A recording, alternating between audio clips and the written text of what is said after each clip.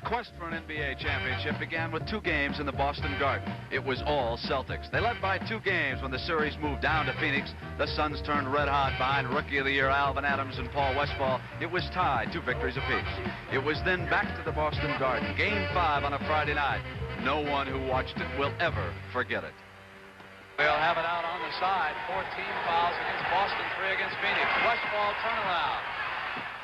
94-91, Phoenix alive with 52 seconds and a 3-point Boston lead. So that was a big basket by Westphal. Kept his team in it. Westphal knocks it away. Came around behind Charlie Scott. Here's Paul back down the other way. Paul Westphal puts it in. And the basket came down to the floor and drew the foul. What a sequence by Paul Westphal.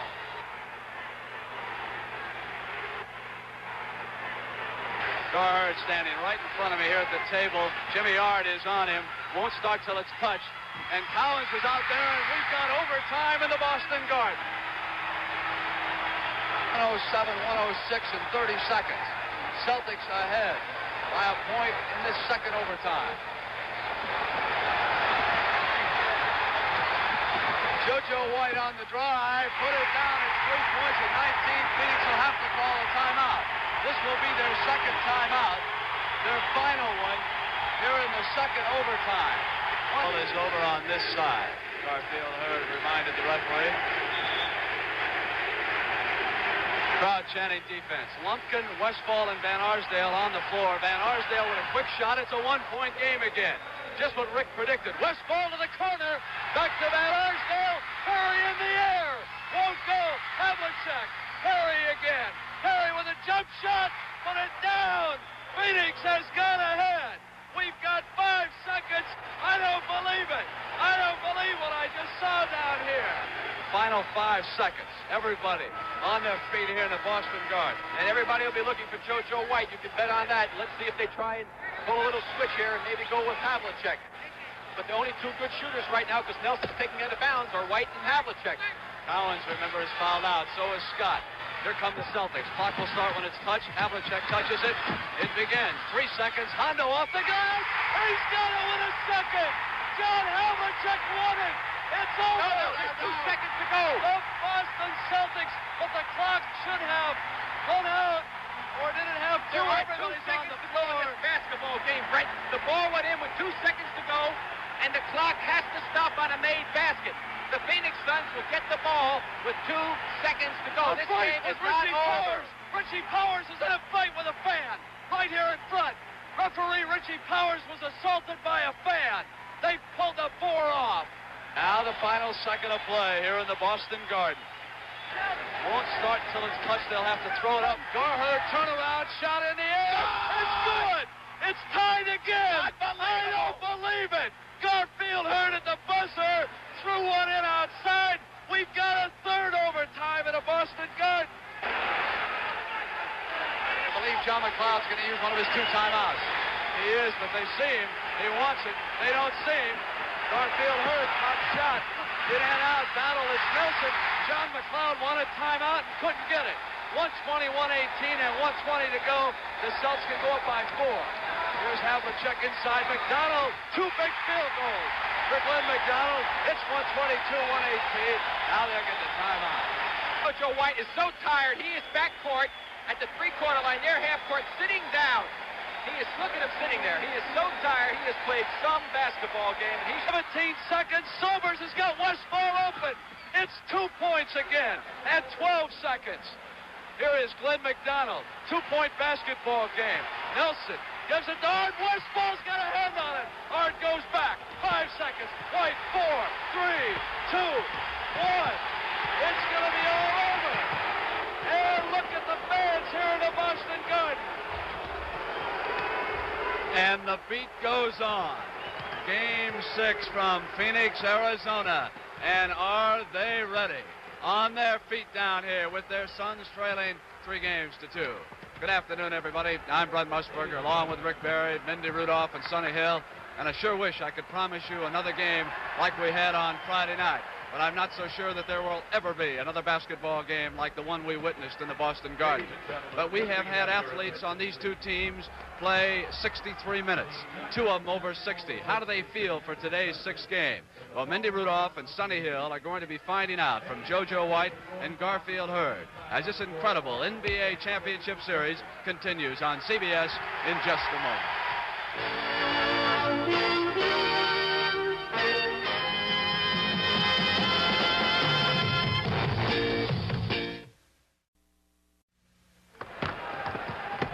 Friday night, guard JoJo White played 60 minutes for the Boston Celtics. Let's find out how he feels and the other Celtics for Game 6. Let's go to Mindy Rudolph. Thank you, Brent. JoJo, how much sleep did you get after the last night's Friday night's game? Well, Mindy, I didn't get to sleep until about 4:30 this morning, and just unwinding from a game like that was really tough to do, and I just got to bed and got about 3 or 4 hours. Is that enough for today's game, JoJo? Well, I'll tell you, I think that the Phoenix Suns are just as tired as we must be. And, it's a game that we have to play, and I think both teams will come out and play as tough as ever. I think the Phoenix Suns may have a little edge because of their youth. You got John Havlicek, you got Nelson, maybe a little bit older than the rest of the Suns. How do they feel, Joe? Well, I think they're ready to play. People have been saying for years and years the Celtics are getting old, and yet still they keep coming back. So these two guys particularly have been on the teams when they were, winning championship after championship, so they know what it's all about. And they got their proper rest, and both of them slept on the plane, so I hope they're ready to go. Okay, JoJo, best of luck to you. Let's go to Sonny Hill with Gar Heard. I'm with Gar, and Gar, you played a record 61 minutes. How do you feel after playing that amount of time? Well, right now I feel pretty good, but after the game Friday night, I was kind of exhausted a little bit. Gar, you told me right from the start your team could do it, and you said also, no way, Sonny, they can beat me in Phoenix. Do you feel that way now? I feel that way more now than before when I told you that, Sonny. After the game Friday night, we felt the door we can beat them, and I think we can. What about the injury situation on your ball club? Well, Dennis and Keith have some, I'd say, minor injury, that they should be ready to go. You can't keep a guy out of a situation like this. Okay, you've heard from Gar Heard, one of my favorite ball players and one of the outstanding forwards in the game. Let's go back to Brent Musburger and Rick Barry. All right, Sonny Hill, here's the scene in Phoenix. Rick, what about these two teams for Game 6? Well, Brent, I think it's a situation where the Boston Celtics are going to try to establish the game they established early in game number 5, try to come out and get the running game going. Also try to get the ball down deep inside to Dave Cowens. They feel they've been very successful with that. As far as the Phoenix Suns are concerned, they want to go back to running their offense. This is what they do so well. This is what has brought them to this point in the championship series, and this is what they're going to continue to try to do. All right, Rick, the Phoenix Suns are within 48 minutes of having lost this championship series to the Boston Celtics. The Suns promise us that they will not quit. We'll see what happens as the 6th-game tip-off will be with us on CBS in just a moment.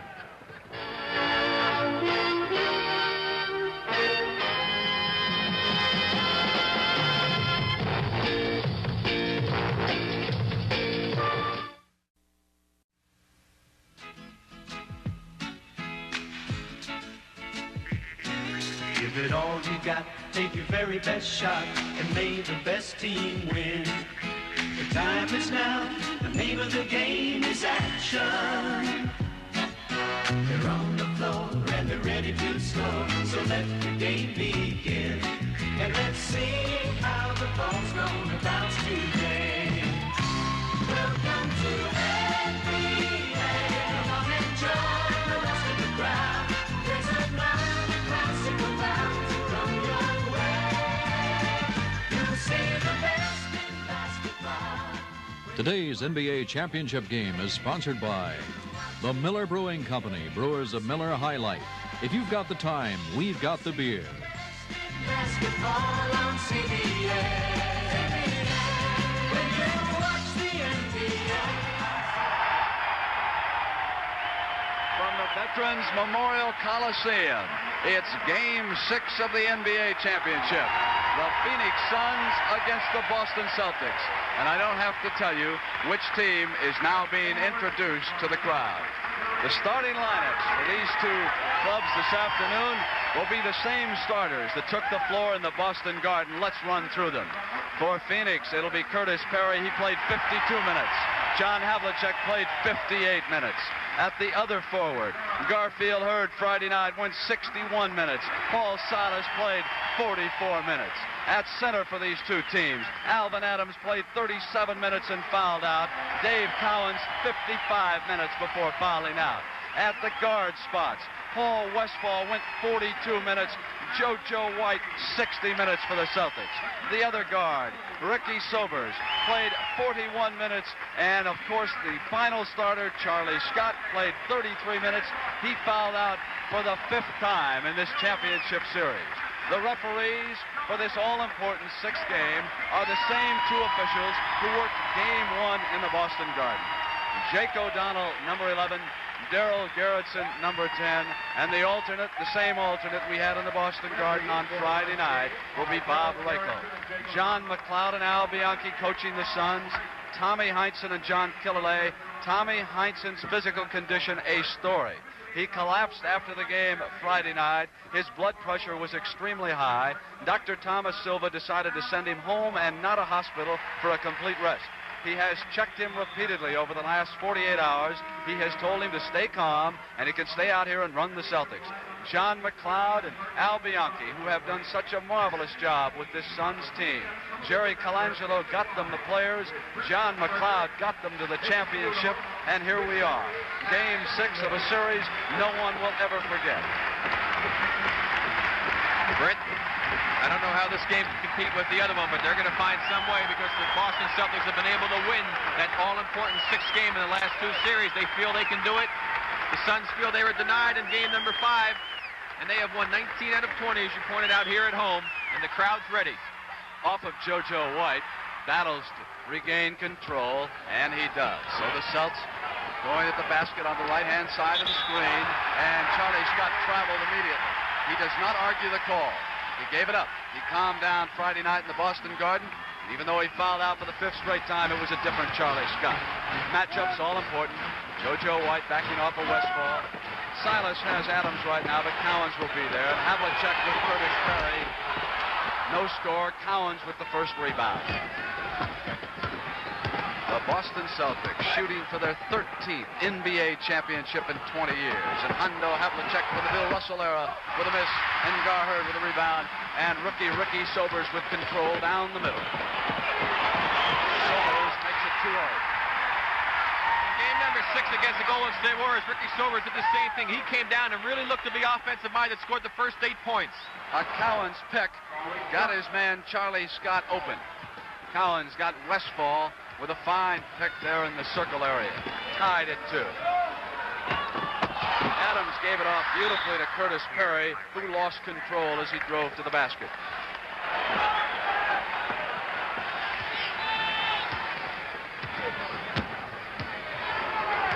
Paul Silas, who shot 7 of 11 Friday night. JoJo White with 33 points. Heinsohn signaling the offense to go to the basket. It's 4-2 as Cowens hits outside. That is not what Tom Heinsohn would like to have. He would much prefer to have Tom Heinsohn down underneath the basket in low. And a good ball movement finally to Gar Heard, and Silas was there with fine defense.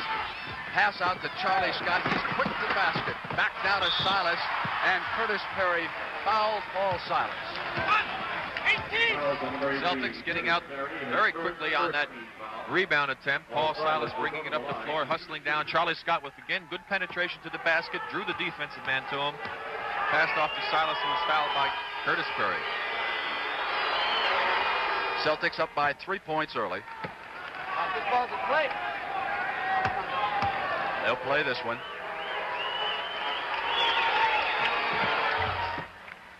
By 2 field goals. The Celtics lead the Suns early. Token pressure.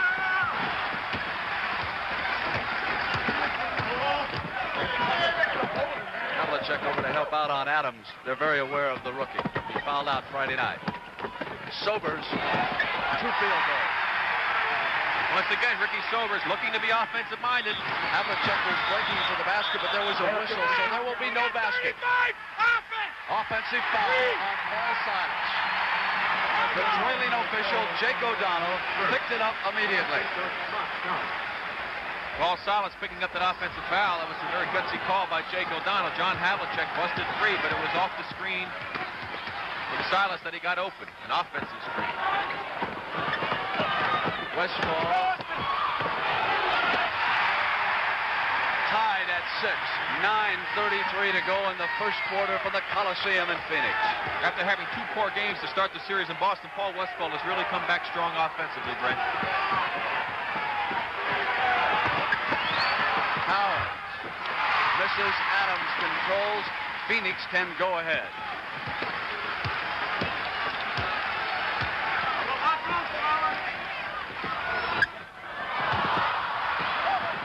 Curtis Perry saved it. Here's Westphal. Shot clock important. Down toward 5 seconds. They must hurry. Intercepted by Silas. Pass intended for Heard. Silas goes to the left-hand dribble, and Garfield Heard fouled it. Paul Silas likes to make what we call a muscle-in move to the basket. That's the type of the shot when you go along, the defensive man is with you, and you lean your body in. Now let's take a look at the play. We'll see the good steal coming up here. Great anticipation by Silas as he picks off the pass. He'll reverse going to his left. Now watch him lean into the right. There he goes. He leans in, and he comes very close to sometimes drawing an offensive foul on that play. But because the defensive man was moving, it's a foul on the defensive man. In doing so, that Rick, I think he also protects the ball a lot. You can't have it blocked so often. Celtics up by 2. Silas again successful at the free throw line. His shooting could keep Garfield Heard honest on defense. Garfield has been sloughing off to help out against Dave Cowens when the Celtics have the ball. Now, of course, the Suns are on the attack. Adams to Sobers. No basket.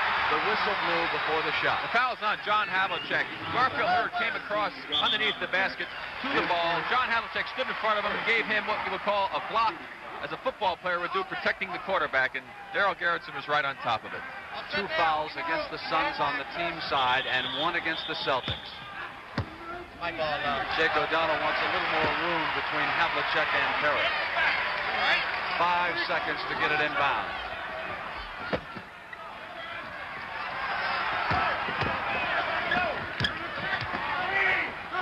Adams, short. Tipped by Perry. Cowens right there, battling for the loose ball. Havlicek quickly to Silas. Westphal there on the defense. And here's Charlie Scott with a pass off of Silas' hands. Out of bounds. Good defensive play that time. The Celtics had good defensive movement. Charlie had the ball, but the good defense forced Charlie to pass off, and Silas was not able to get the handle on it. Suns trying to tie it here early in the first quarter. Trailing 8-6.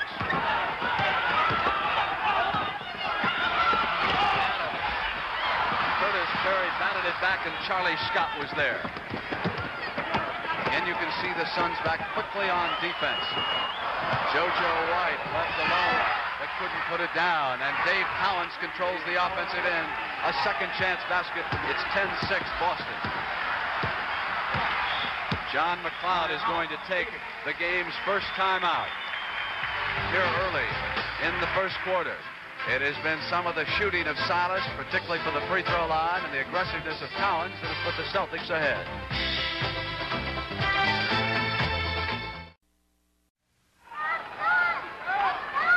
Brent, I think the thing we have to watch for today as far as the Celtic offense is concerned is that man right there, Charlie Scott. He only played 33 minutes on Friday, and he's about due to break out a very, very bad shooting slump. Suns with the ball right now and trailing by 2 field goals. Westphal outside, cuts the lead in half. That's the Phoenix Suns offense being run to its ultimate degree. They forced switches inside. Westphal got free for the open jumper. Silas moving to the basket, had it knocked away. Curtis Perry was there on the defense, and the Suns can tie it.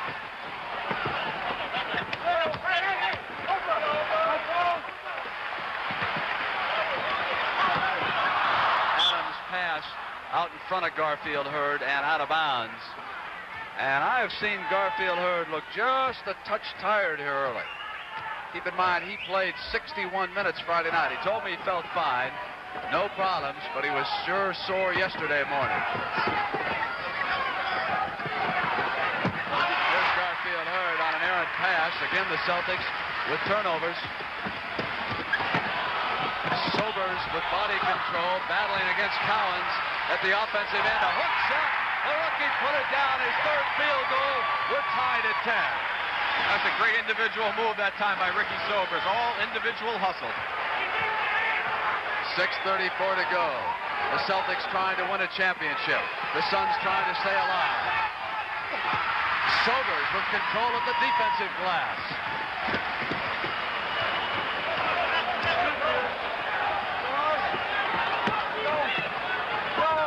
Cowens knocks it away and Adams retrieves it. Garfield Heard broke toward the basket, and again Sobers wanted him to come back away from his man. So that is the second turnover we've had on a pass intended for Garfield Heard. 6:05. Tied at 10. Neither coach has gone to his bench yet, but after that battle Friday night, these two benches will be of major importance to both teams. White baseline. He has been the most consistent performer throughout this championship series.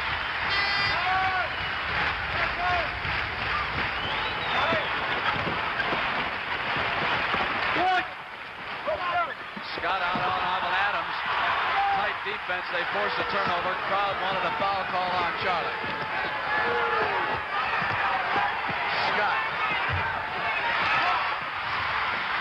Scott almost stole it, and he hit Ricky Sobers and fouled him.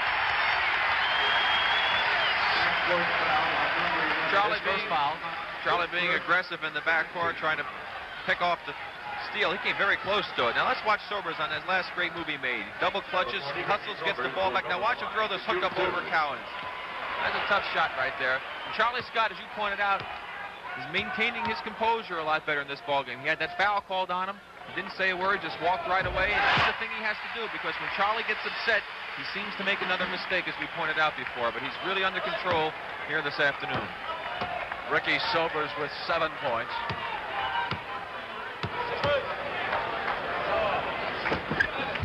Ties it with his 8th point. Ricky Sobers has scored 8 of the Suns' 12 points. 5:10 to go, first quarter. Perry taking Cowens. Here's Silas. And Garfield Heard sloughed off. Paul Westphal. Curtis Perry at the offensive end. Passing back because of the defense by Cowens. Adams. Suns lead.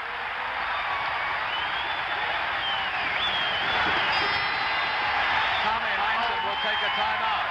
Listen to the crowd, the Coliseum in Phoenix. They have been the 6th man down the stretch.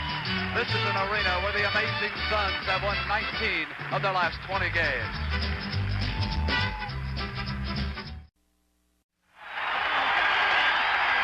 Back in Phoenix, and they've got the banners on display here in the Coliseum. These fans alive just as they were in the Boston Garden Friday night in Game 5. And don't forget, if there's a 7th game, it'll be Wednesday night from the Boston Garden, 9 p.m. Eastern Time on CBS, as you look at the first quarter shooting statistics. High man Ricky Sobers, 8 points. Silas and Cowens, 4 points apiece for the Celtics. Havlicek with control. Shot clock going down towards 5. Hook shot by Cowens from the baseline, and a pretty shot. Tied it at 14. 4:23 to go. First quarter, Phoenix Game 6 NBA Championship. Turn it over. Here come the Celtics with a chance to go ahead. Great inside move. Ball wouldn't stay down, neither with a tap by Silas. Westphal into the lane. Interesting that Charlie Scott did not draw the foul that time. Suns leading the Celtics 16-14.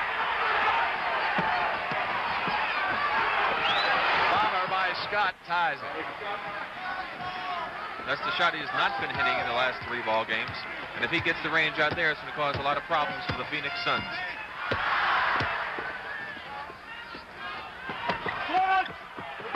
This 6th game has been tied 6 times so far. Suns with a chance to go ahead as they save it at their offensive end, and Alvan Adams has just come up over the back of Paul Silas. That's the first foul against the Rookie of the Year from Oklahoma. Watch the play right here. You see Alvan Adams start as Garfield Heard takes the shot, tries to crash in on the boards. Momentum carries him into Paul Silas for the foul.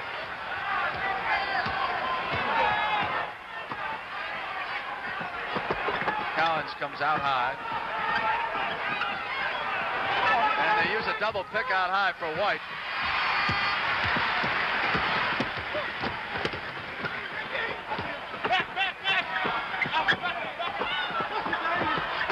Inside passes. Westphal made a pretty move to the basket. Could not convert. Scott at the other end, and Alvan Adams gets back. Hustling all the way, and JoJo Watt steals it. Brown wants a foul. Silas outside. Adams skies. Silas was there. Sobers with control for the Suns. Here's Westphal across the line. Tied at 16. Dick Van Arsdale will check in a moment. Curtis Perry inside. Garfield Heard was open. Pass hit the glass. Silas on the dribble, gives it up to White. There's Charlie Scott, knife to the basket. He would have had it, but it wouldn't go. He'll shoot a couple free throws.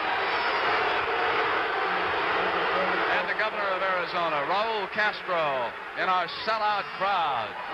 Dick Van Arsdale, still with his left wrist, heavily bandaged and taped. He broke it earlier in the season. And even though that was a painful injury to Dick Van Arsdale, in the final analysis, it may have helped the Suns because Ricky Sobers got valuable playing time, and he has matured down the stretch. No question about it. And Charlie Scott, of all the Celtics, is the one man who is getting into that basket. He's getting great penetration. So Mendy Rudolph might have been right on when he said that Charlie Scott is due for a big game, and he's well rested after fouling out early Friday night. Those free throws by Scott, there's a 2-point lead. And the foul is against Charlie Scott, his second. Charlie Scott just looked over at the table and said, I'm not going to argue.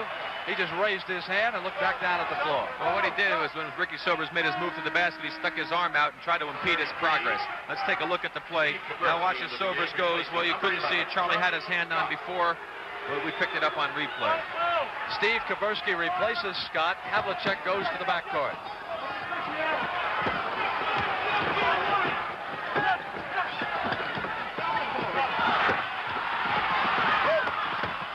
Garfield Heard, a little turnaround short.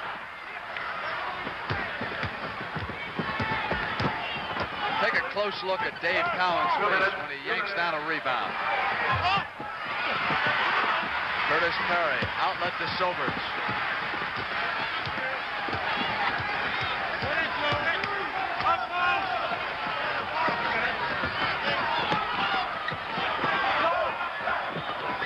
Intercepted, was not a good pass by Heard. Gave it right up to Cowens. It's 18-16 Celtics with 1:34 to go in the first quarter.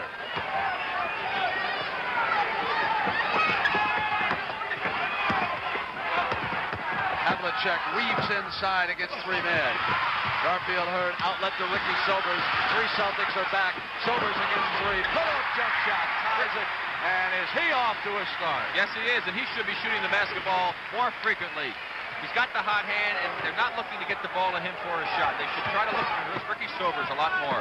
Keith Erickson will be checking in. Kaversky coming to the free throw line. 18. Curtis Perry with his second foul. And we have Erickson on the floor. He twisted an ankle in Game 5 Friday night and went to the locker room. And Keith, who is now off to my left at the other end of the basket, had a very interesting story to tell me. He got a hold of a headset in the locker room, a CBS headset, and he picked up conversation from our director, Sandy Grossman, to the cameraman during those 3 overtimes. He could hear the announcers in the background, and the truck would call off the shots. He didn't come back. He couldn't see the action. So he got it that way through our truck.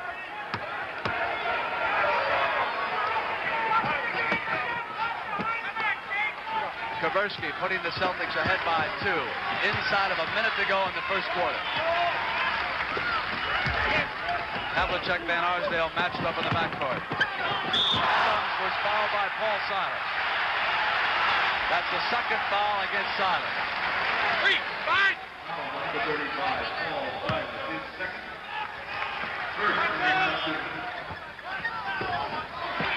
Erickson has not shot well in this series, was left alone. The ankle is heavily wrapped, and the star of the third overtime, Glenn McDonald, will be checking in for Tommy Heinsohn. 30 seconds to go, first quarter. Intercepted, bad pass. Passing has been very erratic here for both teams, and it especially will hurt the Phoenix Suns with their pattern offense if they don't move the ball to the open man. The Celtics will hurt them on the breaking situations. Rick, it sure wouldn't surprise anybody if athletes on both these teams were a little tired. Working against the clock, Havlicek blocks Van Arsdale's shot.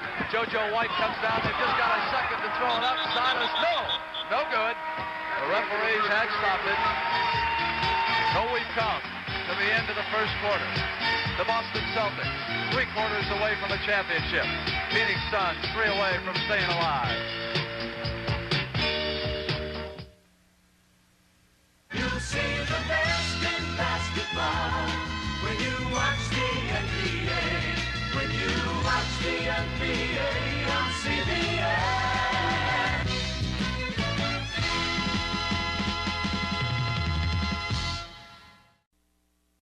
Pretty girls here in Phoenix, Brent, aren't they? We were speaking to Dave Cowens' father before the game, and I asked him if he had spoken to Dave yet. And he said no, because he didn't want to disturb Dave Cowens taking a snooze. I went in the Boston locker room and took a look, and there was Dave Cowens stretched out along with Don Nelson, along with Jimmy Ard, and they were just snoozing away, relaxing, and getting as much rest as they possibly can. Players on both of these teams been resting ever since about 12:20 Eastern Time Friday night. Van Arsdale with an offensive charge. That's his first foul. We're tied at 20, just underway in the second quarter. Charlie Scott made a good defensive play that time. Van Arsdale driving on Havlicek. Charlie stayed, did not clear out with his man, established this position, picked up the charge. Interesting that Phoenix is out rebounding Boston.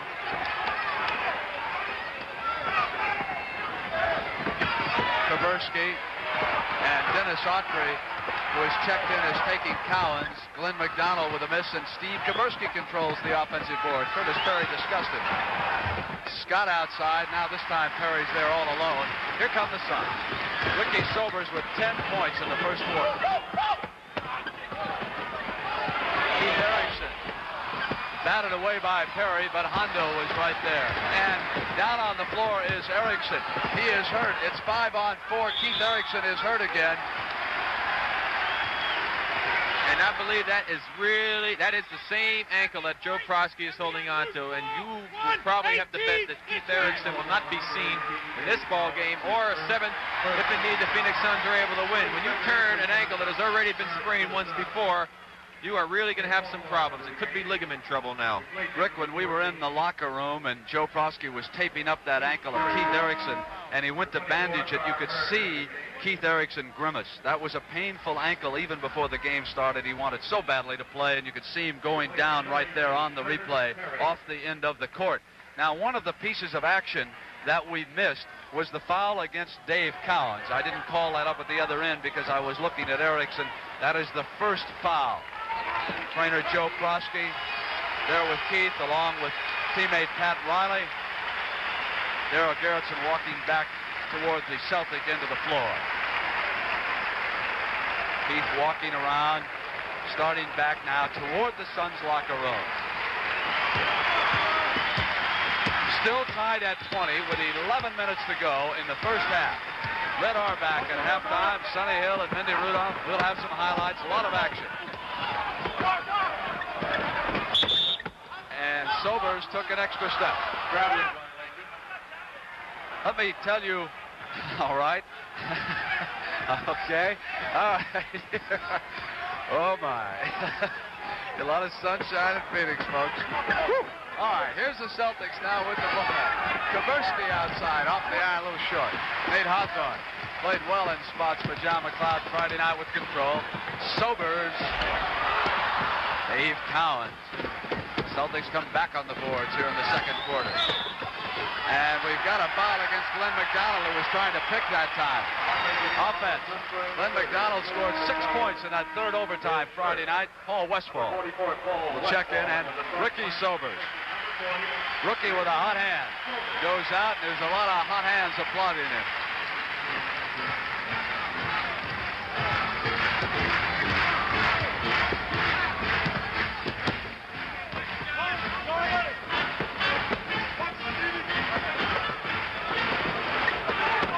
Autry gave it up now to Hawthorne. Here's Westphal. And it is Dave Cowens at the defensive end who is exerting himself rebounding. Kapersky with a pretty drive, and Cowens came back at the offensive end for Autry. Yanks it down. Heitzel wanted the foul on Autry. He's up. 9:48.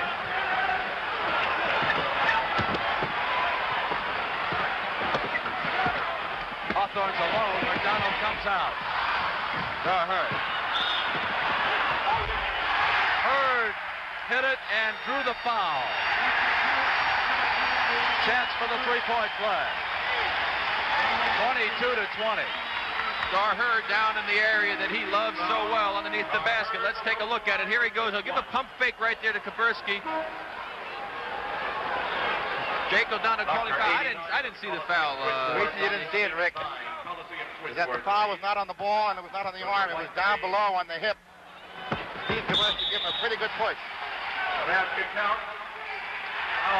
We've got another foul. Pushing by the Celtics, and they're going to get that free throw. There was an elbow thrown as they came off of the line. That was on Dave Cowens throwing the elbow. That's the second foul against Cowens. Was picked up underneath. And you could hear Dave Cowens say that is the first time all year. And he is jawing pretty good. And a reminder about the Daytona Beach Motocross. If you have never seen motocross, tune into the Sports Spectacular. It is indeed a spectacular. Then AAU boxing from Las Vegas. Jimmy Yard checks in. He'll be working along with Dave Cowens. The crowd telling Cowens exactly what they think about that. As Dave goes over toward the bench, he'll relax a little bit. Tommy didn't want him picking up another foul.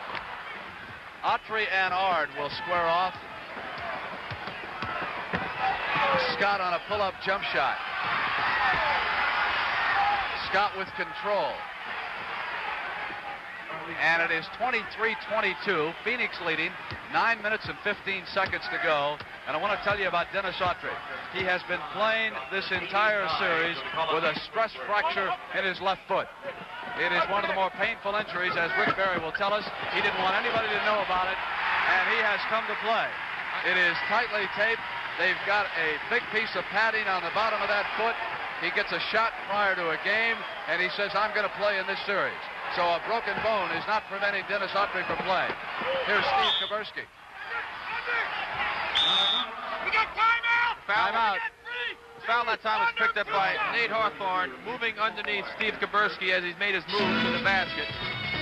That, of course, now gives the Celtics an opportunity to close the three-point lead down 2 points as Kapersky will go to the line for two. Meet Chris Case, our new anchorman. Hi. We've already met. Your aftershave. It got here about 5 minutes before you did. Don't jump. Actually, I was going to ask you to wait out there. Honey. Can I make a suggestion? Suggest. Menin Skin Bracer aftershave. It's got a nice, clean smell. Not too perfumey. It doesn't arrive before you do. Thanks, I needed that. Chris Case, Skin Bracer. Remember? I don't believe we've ever met. Skin Bracer doesn't get there till you do. How does it feel like a Mustang too? How does it feel like a Mustang too?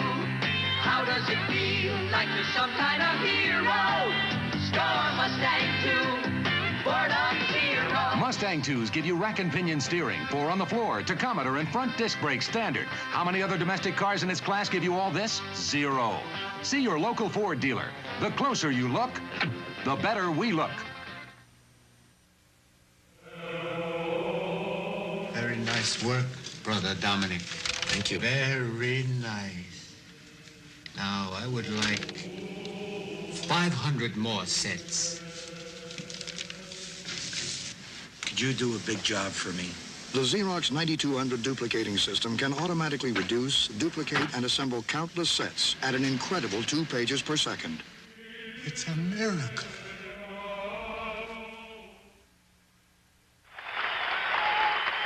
Commissioner Larry O'Brien and his wife watching here on the side, and has he ever exerted control in this championship series?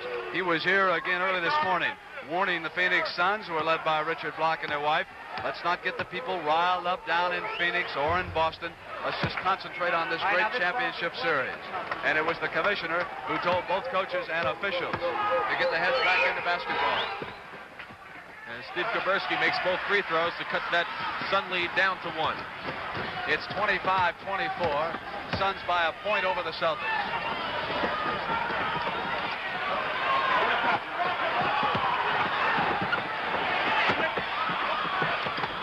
Shot clock is a factor.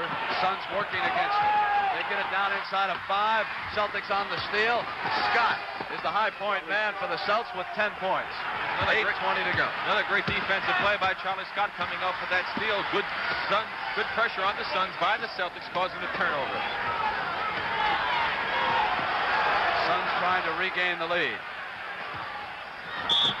And Jimmy Yard reached back in on Dennis Autry and committed his first foul. We have 4 team fouls against the Celtics and 1 against the Suns. There we are in the play. Yard will reach back in right there.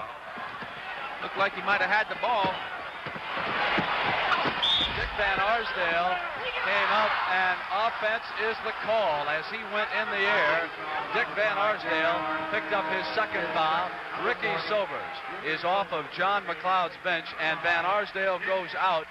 8:01 left in the first half. You saw Dick Van Arsdale use his left arm to ward off the defensive efforts of one of the Suns. I was wondering, Rick, if he did it to defend himself. Or protect himself. Right. Yes, defend himself, protecting. And it was Ricky Sobers who got over there on Jimmy Yard. JoJo was left alone. Good defense by Sobers. Celtics turn it over on the pass. JoJo White was signaling that somebody busted off a wrong play. Wanted Kuberski to come back out toward the sideline. Instead, Steve went toward the basket. So again, as Rick Barry and Mindy Rudolph have pointed out, we've had bad passing by both teams here early in the first half of Game 6. Offensive foul is the call against Nate Hawthorne. As I pointed out in the previous game, Nate Hawthorne sometimes gets overly physical out there, and he has to learn what to do in what situation. If he can control his over-aggressiveness, he can become a pretty good basketball player because he's got great natural ability.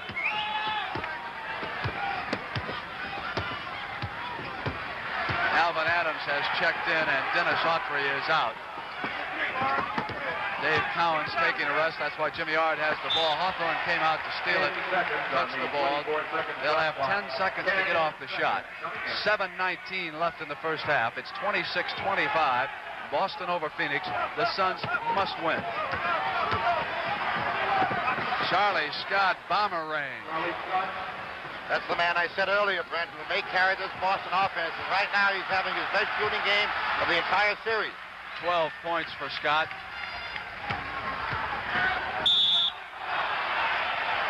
That foul will be on Jimmy Yard, once again using the hands, holding Alvan Adams. He tries to come off the screen. Now watch the play. There's Yard in your screen.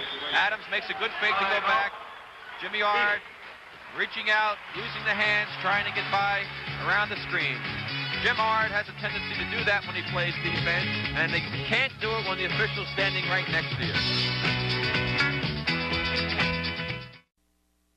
What a delightful feature General Manager Red Auerbach has been here at halftime on CBS this NBA season. And today, Rick Barry, he's going to be talking about moving without the ball. Ron Behagen and Elgin Baylor will be with him. Well, I like to say that this is one area of the game of basketball that really is abused by not only youngsters who are just starting to learn the ball game, but also by the pros as well. You must learn to play this game not only when you have the ball in your hand, but also without the basketball. And this is where really most of the plays are created and the situations take place that free men. This is what we try to point out in the series here with Boston and Phoenix. Alvan Adams hit the free throw with 6:58 to go in the first half. Celtics leading the Suns by 2. Make it 1. Pressure. And Jimmy Yard took a timeout in the face of that pressure. John McLeod pleased with that turn of events here. 28-27, and the Celtics ahead of the Suns. Very unusual to see that by the Suns. They have been content with staying back and playing more or less a sloughing type of a man-to-man, which is almost like a zone. And they just have not been picking up in the backcourt and putting any pressure on at all. They elected to do it after the free throw right here and caused the Celtics to have to take an additional timeout. Brent, we have some interesting statistics so far in this game. Ricky Sobers, as you mentioned, has leading the scoring of the Phoenix Suns. Curtis Perry has been shut out completely on the Boston side. It's been Charlie Scott with 12.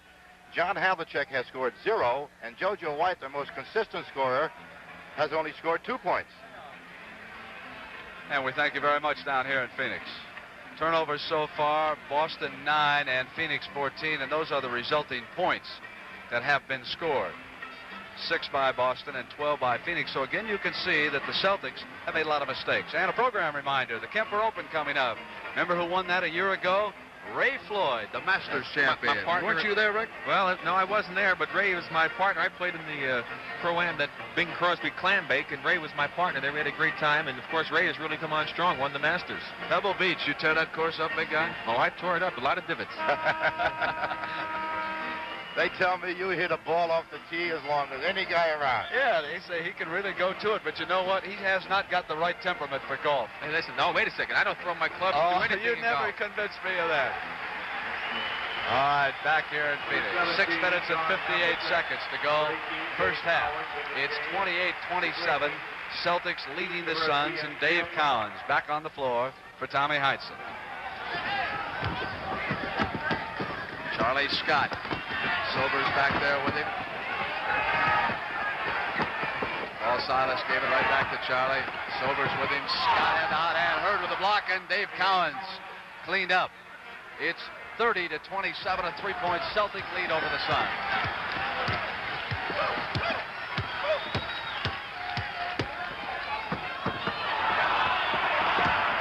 There's Garfield Heard just about at the exact spot where he hit that amazing shot Friday night. You notice that it was Dave Cowens guarding Paul Westphal there. The Boston Celtics will switch continually on defense. Adams trying to pass it to Nate Hawthorne. JoJo White intercepted. Havlicek cutting to the basket, rolling the right-handed hook shot. You could see that play coming. It was developing because of the court movement by Havlicek. It's suddenly a 5-point Celtic lead. And that is the largest lead here in this game. Situation is this. This is game 6. Celtics lead at 3-2. Need only one more victory to win their 13th title. A chance to go up by 7. Celtics on a bit of a spurt.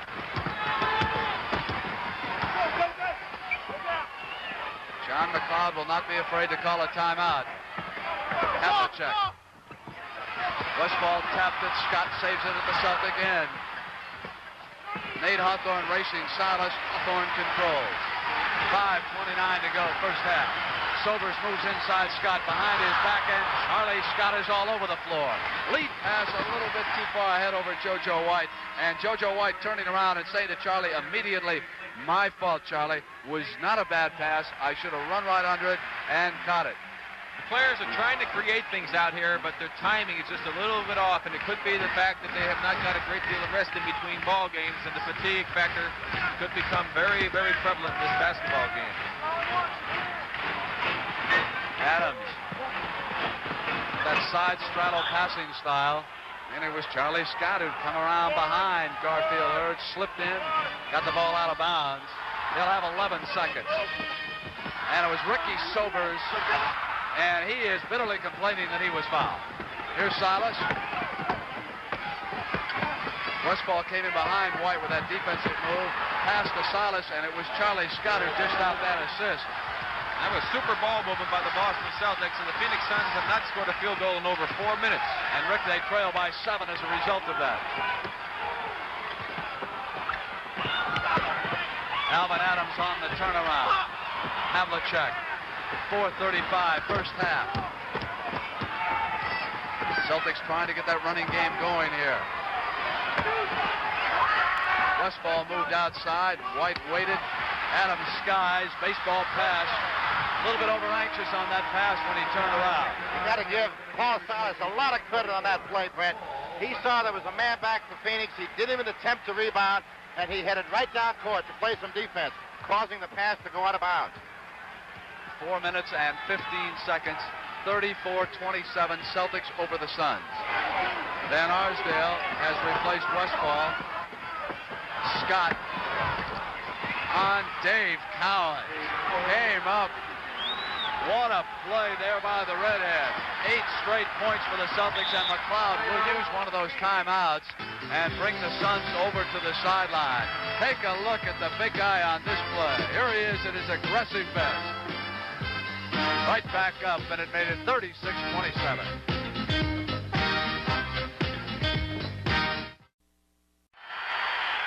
Mindy, that foul situation interesting. Yes, the Suns have had the Celtics in foul trouble since very early in the quarter, and they haven't taken advantage of it, Brent. They haven't gone to the basket, driven to the basket, possibly picking up some more fouls. They've been doing a lot of outside shooting. Well, let's see if John McLeod told them that during the timeout. Trailing by their biggest margin, 36-27, 3:46 to go first half. Perry from the perimeter. The Celtic defense continues to keep the Suns outside. JoJo White for Havlicek, who was open. Quickly to Dave Cowens, who had it knocked away as he started. No, he just lost control of it as he started up. Nobody got a hand on it. That's one of those situations where you just get a little bit over anxious. Dave saw he had to clear pass to the hoop, and he wanted to put the ball in the basket before he had control of it.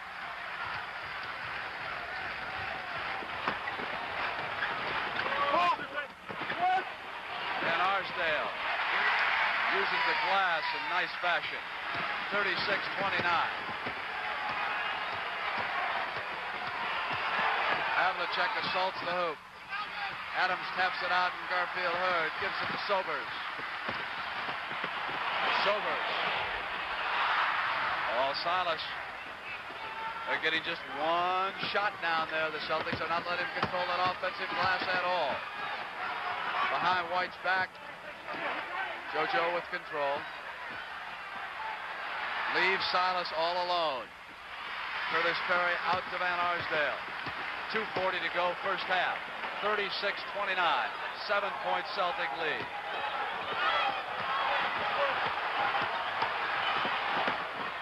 Van Arsdale. And Cowens kept Perry away.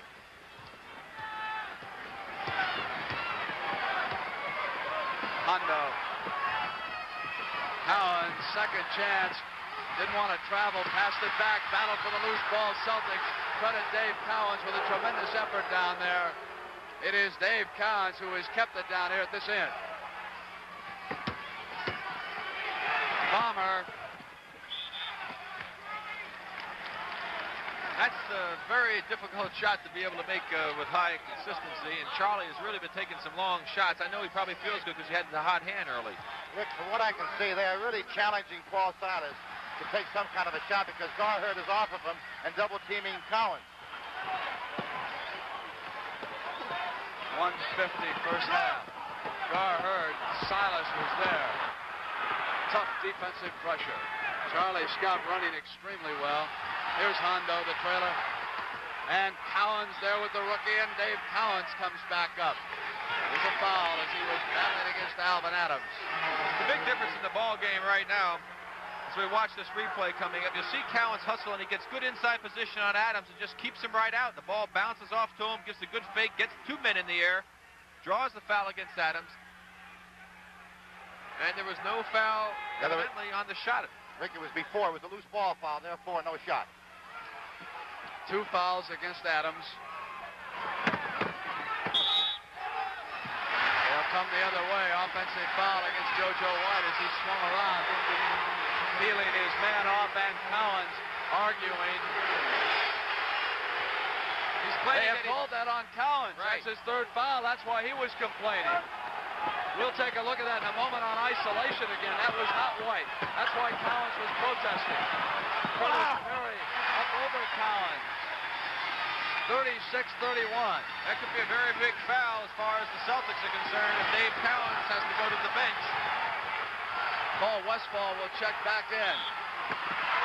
Scott came past Ricky Sobers, trying to get in toward the basket that time on the penetration as Paul Westphal comes off the bench. I want to see this play again, Rick. Well, let's see Dave Cowens' last foul. He hands off. He's going to set a screen. Let's see if he moves as the man comes off the screen. Here he goes. Passes off. He turns. And he did not touch Dick Van Arsdale. He was called for an offensive screen, but he did not make any contact. When he turned, the official, I imagine, did not have the good angle, thought that he made contact as he was turning, but he did not. I thought they'd called it on JoJo with that left hand as he went past because he made a little contact that time. When Dave went up the floor, what he was saying to Daryl Garrett, what he was saying to Jake O'Donnell was that I didn't touch the man, and he was right. He was also saying, I did move, but I have contact to call a foul. Charlie Scott makes it 38-31. 1 minute left first half.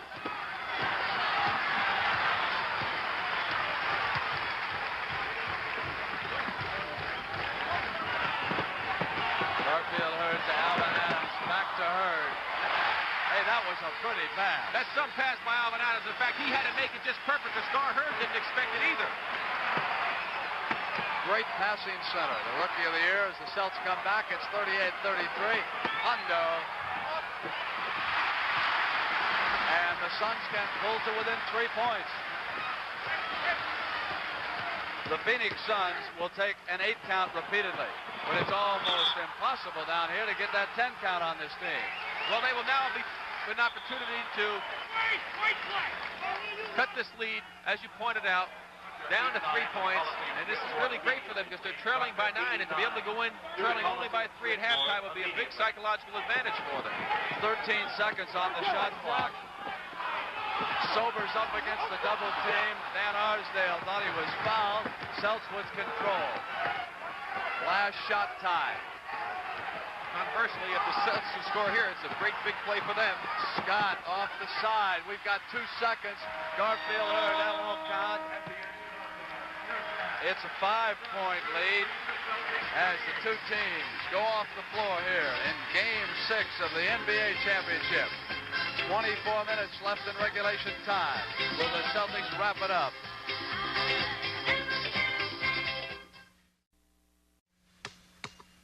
Red Auerbach on Round Ball.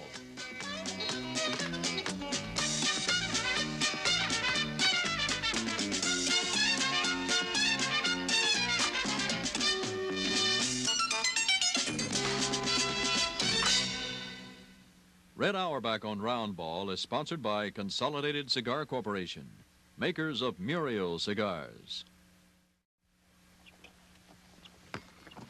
Hold it! That's Elgin Baylor with the ball, probably the greatest forward to ever play the game.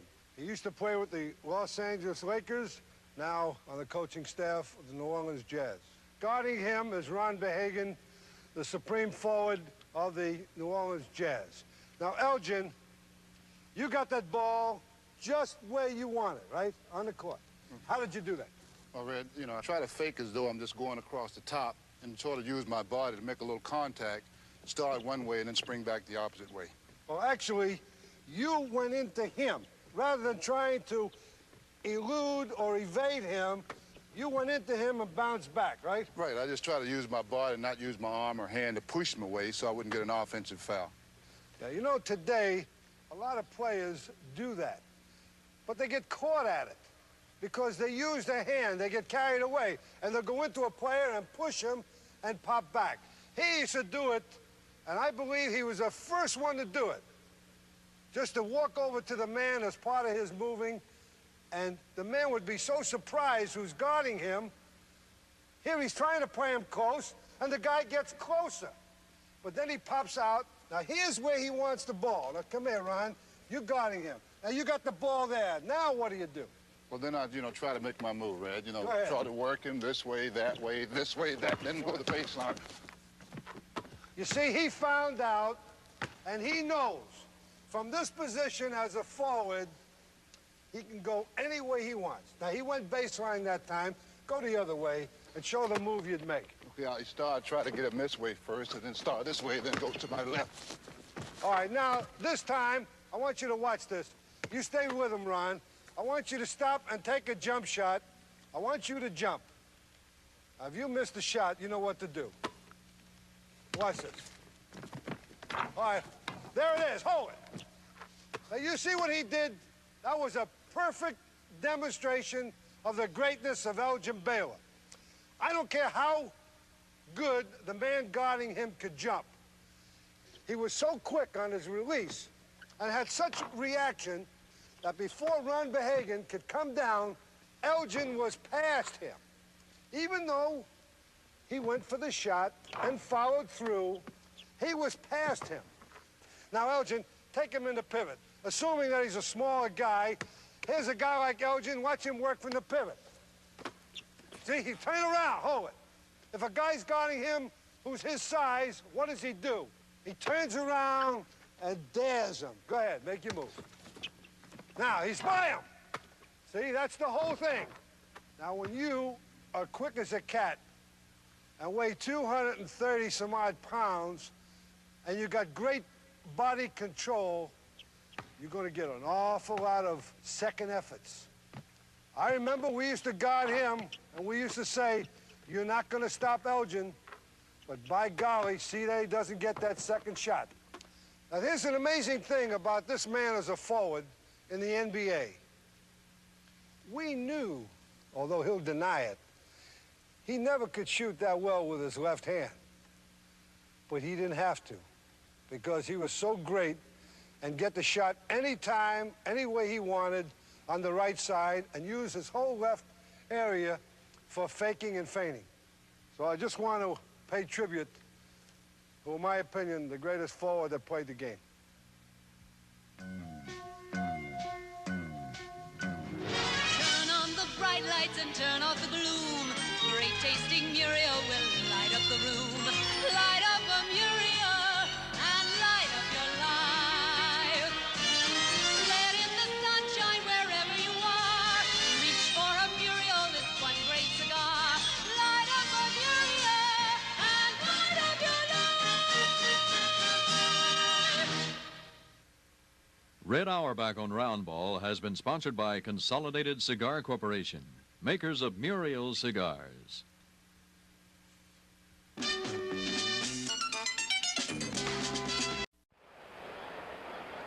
We're here with Sonny Hill at halftime in what's been a very, very low-scoring game so far, Sonny. I think there's a real reason for that. I think both basketball teams are tired. If you watch the players that are playing a dominant role right now, it's a guy who has not played a lot of minutes, Mr. Charlie Scott, and you spoke about that in the first half. Regardless of how the players say before the game, I'm not tired, I'm ready. Well, once you get out there and run down that court a couple times, you can tell. And I always watch the shots. When your shots are not going, it means one thing: the legs are tired. I also know the shots seem to be coming from a little further out, and there's less penetration to the hoop, Sonny. That's another reason for being tired, because what you do mentally, you say, I don't want to make the extra move. You don't say it physically, you say it mentally to yourself, and you hope to compensate for it by being able to come up with the outside shot, and the outside shot just not going, so the shooting percentage in the first half has been really off. I noticed JoJo was reaching for a couple of passes. He tried to stretch. In fact, he tried to jump and just couldn't reach enough. Now, what do you got for us here in the highlights here? In the highlights, we're trying to show again the importance of what happens when a team goes into a key situation, and that's what's happening in this ball game. Ricky Sobers was a guy who really helped to get the Phoenix Suns off, and I thought Rick made a very good analogy when he said he did the same thing against them. Here's Ricky Sobers as he goes to the basket, and notice the hustle and the aggressive play on his part. He comes up with a rebound, shoots a beautiful jump hook. And that's what you have to do to try to stay in the ball game, and he did that. Here's offensive rebounding, and that also helped the Phoenix Suns early in the ball game. Gar Heard comes up with it, and this is a three-point play as he hits this shot. Charlie Scott, the man who has not had an excellent offensive game, but who has been playing very, very well in the series defensively, shows the defense, and he also goes in for an easy layup. He scored 14 points in the first half of the ball game, and Charlie, as we all know, is a fantastic offensive player. Here's a beautiful pass from Scott to Silas, and at this time, the Celtics were starting to get inside and starting to dominate the game a little bit. And to illustrate it a little bit more, notice how Dave Cowens slides around. Adams does not pick him out. And at this time, the Celtics are starting to control the game because they've scored 8 straight points. But the Phoenix Suns are a team who bend, but they don't break. And you watch how Adams and Heard work a beautiful pick-and-roll play, just enough to keep the Phoenix Suns in the ball game. And that's why I came up with that little cliche about the bend, but they don't break. Last year, I had one for the Golden State Warriors, different strokes for different folks. You made the remark about bend, but don't break. Whenever that happens, son, I always think of a willow tree. When the wind gets a little bit tougher, it'll just come on down a little bit and come straightening out up and just will not bust open. You're right. Let's talk about next season. I said this last year. If you enjoyed basketball in 74, 75, you would enjoy it more in 76. Well, I'm going to take it a step further. Basketball is going to be so exciting next year 76-77, and the reason being no expansion and an abundance of great players and teams like Phoenix playing well. Okay, Sonny, always nice to talk to you. And we'll be back with more of second half action after this word with Brent Musburger, Rick Barry, myself, and Sonny Hill. Stay with us. Don't go away. The preceding a public service announcement on behalf of the National Basketball Association. Back at the Coliseum in Phoenix, the second half about to begin. A very low-scoring first half. Red Auerbach, the general manager and the chairman of the Celtics board, Irv Levin, watching all of the action here. This has been a terribly exciting series in both of these cities, Boston and Phoenix. At first, the Boston fans didn't believe in the Phoenix Suns. You take a look at what two tired basketball teams did in the first half. I want to make a prediction. I think both teams are going to come out here and battle for their lives in the last 24 minutes. Celtics do not want a seventh game. That's like shooting crap, and maybe the dice will be loaded. You know a lot about that seventh game business, Rick Barry. Well, that's for sure. You play all season long to get that home court advantage, but sometimes it backfires on you. You have a little bit of a letdown for just a short period of time, and you're on the bottom side of the scoreboard, and that's what the Suns did to us. The Suns will be starting out with Sobers, Westphal, Heard, Adams, and Curtis Perry. Sobers over his head to Adams on the turnaround. Alvan Adams scored only 5 points in that first half, Rick. Right, he wasn't taking too many shots. Dave Cowens was all over him. That time they had a mismatch with Charlie Scott on him. Made a good play getting it into him. Celtics lead by 3 in their quest for a 13th NBA championship. Cowens picks off Perry. Adams was there on the switch. JoJo gets inside as the shot clock goes down. A pretty play. That shot clock was down to 2 seconds as JoJo made his move, and the Suns should have put a little more pressure on. They played tough defense for 22 seconds and then had a letdown.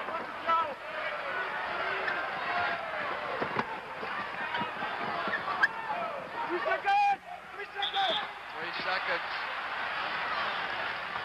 That voice you heard, Brent, was the voice of Paul Silas.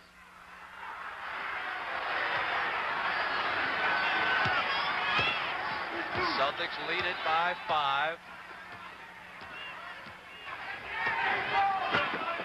Havlicek up over Curtis Perry, made it a 7-point margin. Scott, White, Silas, Cowens, and Havlicek go back on the defensive for Tommy Heinsohn and assistant coach John Killalay. Adams.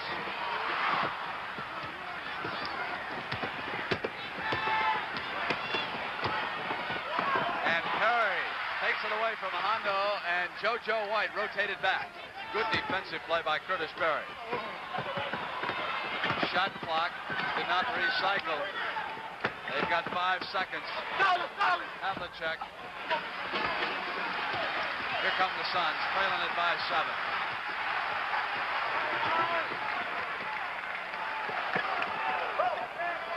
Cowens with 3 fouls out on Alvan Adams. Sobers with the miss. Silas quickly to White. It's 2-on-1. Scott's on his right. Here's Charlie. Waited for Curtis Perry to get past him and then put down his 15th and his 16th points of this game so far. With the Phoenix Suns calling a timeout. The Boston Celtics turn the heat up. It's 44-35. Celtics 9:40 in the third.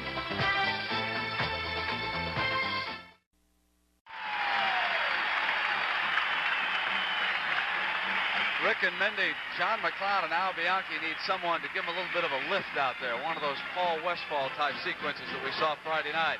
They've been down a little bit. Well, the crowd's trying to get behind their team. And, of course, the Boston Celtics trying to get a little bit of a spurt right now, try to put the Suns out of it. Sobers took it back on a give and go and just wouldn't stay down. Alvan Adams was the man wheeling the pass. White underhand. Perry tapped it back in. It was Charlie Scott who's playing his best game of the championship. Oh, Silas dove across.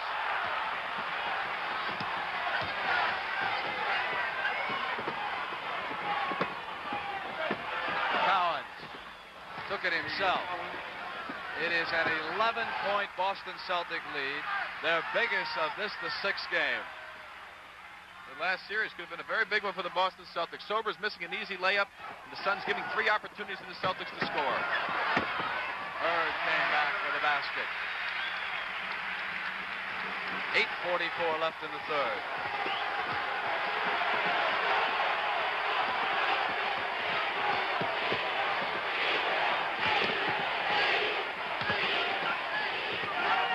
Scott. Silvers with the board.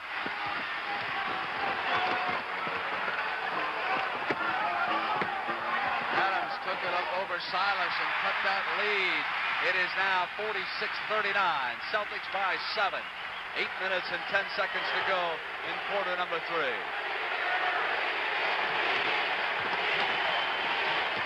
Here's Charlie Scott. Dave Cowens with control. Dave Cowens with another great offensive rebound. He just went right over the top of Alvan Adams and Gar Heard without committing the foul. Great offensive tip-in.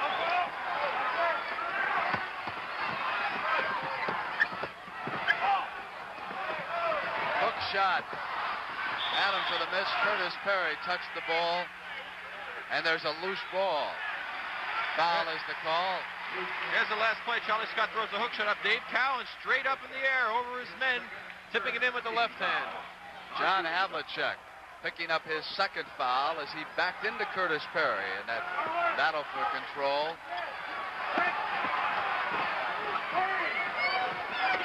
Silver's waiting for Adams to break, but Cowens stuck with him. Westphal inside. Pretty move. Got inside that key area. It's 48-41 as Westphal again has brought the Suns to within 7 points.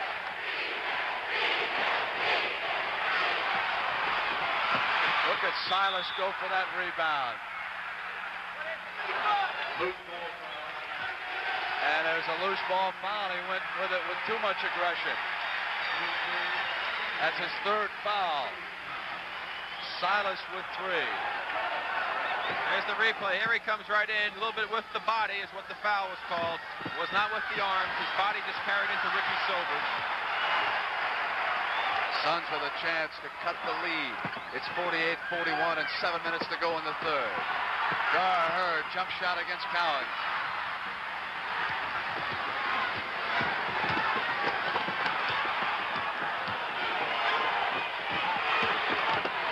White was cut off by Silvers. Takes it back from Silas. And Paul gets open, rolling away. Great give and go play there. Paul Silas set the screen, went to the basket. The ball was moved to Havlicek, who caught Silas going to the hoop. Cowens came out and hit Adams. The crowd wanted the 4th foul. Curtis Perry. 50-43. Program reminder, 2 weeks. We've got the Pro Bowlers Association National Championship from Seattle. Now he's carrying the ball that time by Jojo White as he made his move to the basket. Another turnover from the Boston Celtics will give the Phoenix Suns an opportunity with possession to cut that lead down to 5 points to get them back into this basketball game. Rick and Mindy, guess who she wants to win? Well, I'll tell you what, they're grooming them young here in Phoenix. There's a cute little gal. Potential season ticket buyer for Jerry Colangelo and the Suns, and they've sold a few with the season they've turned in for next year. 6 minutes and 10 seconds to go in quarter number 3. It's a 7-point Boston Celtic lead. Charlie Scott with 16, Cowens with 14. Silvers got inside and Cowens rolled back. He has been a fantastic force at both ends. Here's Curtis Perry on the steal. Cowens and Havlicek. Curtis Perry. It's 50-45. They're coming alive in Phoenix. Those are the kind of plays that really bring the crowd to their feet. Curtis Perry made a great anticipation move there. Took it down the court under pressure for the basket. The crowd has turned it up about 2 decibels all of a sudden. Havlicek. Gar Heard battling Silas and Perry, and the foul was called. It is a loose ball foul. It's going to be against Gar Heard. His second. Let's watch his last play right there. Curtis Perry intercepting the pass, taking it up the floor with pressure from both Havlicek and also Cowens. Good fake to avoid Havlicek reaching in to steal the ball. Gar Heard called for the rebounding foul down here. Dick Van Arsdale checks in. On the team side, 2 team fouls against the Celtics and 1 against the Suns. With 5:35 to go, Ricky Silvers takes a rest. Celtics with that 5-point lead. They were once up by 11. Havlicek threw it up off that glass, and here come the Suns. Havlicek comes over on the double team. Van Arsdale wheels to Heard. Heard starts his drive on Dave Cowens, and there was a foul called on Cowens, and that's number 4. Now that's a smart move by Gar Heard. They have not been taking advantage of having Silas and also Cowens in foul trouble. He looked like he was going to shoot the ball, put it on the floor to make the move to the basket, and that's the way you draw fouls against the defensive man. You force him to play tough defense. And Rick, just as you say that, Don Nelson gets up. He will check in for Tommy Heinsohn. Westphal cut off, turns the other way on Cowens. Battle, here's Scott, White. White against Van Arsdale. Scott, pull up by JoJo. Heard and Scott underneath. Charlie has it, battled away by Curtis Perry. Well, the Suns are very fortunate there. An excellent opportunity for the Celtics. JoJo White probably feeling those 60 minutes of play from the other day. He has not shot the ball well here this afternoon. Don Nelson in, Scott out. Havlicek plays guard. 4:55 to go in the third. 50-45 Celtics. Surprise Cowens is staying in. Cowens playing with 4 fouls. Picks and Westphal comes through it. Havlicek. Hondo. And Paul Silas got inside position as he does so very often. It's 52-45, a 7-point Celtic lead. They got to run an investigation on how he gets in there so often. Westphal started his move toward the basket, and JoJo White was called for the personal. Neither team in the penalty. 4 against the Celtics, 1 against the Suns. Suns will have it on the side right in front of the Celtic bench. They should try to take advantage of those 4 fouls on the Celtics by going inside, something they didn't do in the second quarter, as Mendy pointed out. Adams outside. 52-47. It's a 5-point Celtic lead. Van Arsdale, Westphal in the Suns' backcourt. Heard, Adams, Perry up front.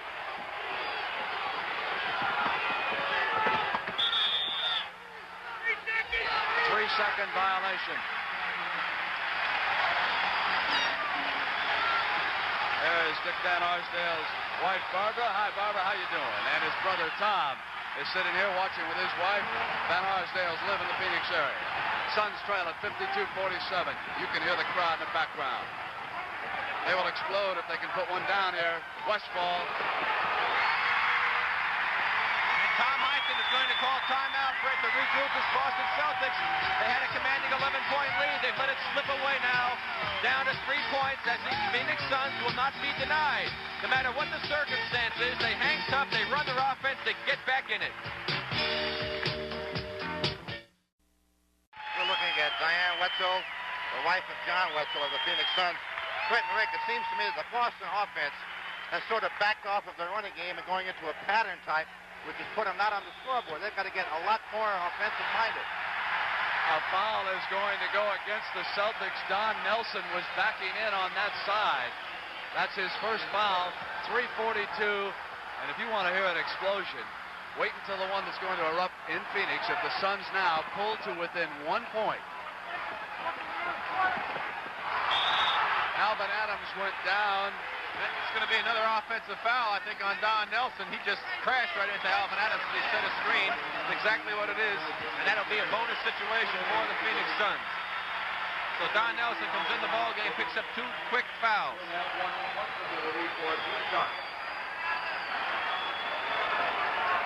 Celtics, as Rick and Mendy have pointed out, over the limit. The battle of the centers.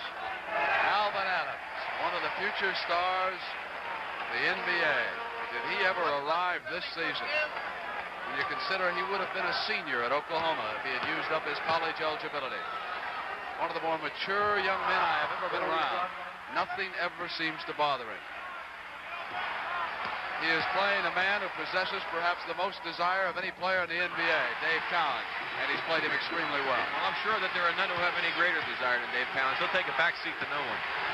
It's 2-point lead, 52-50.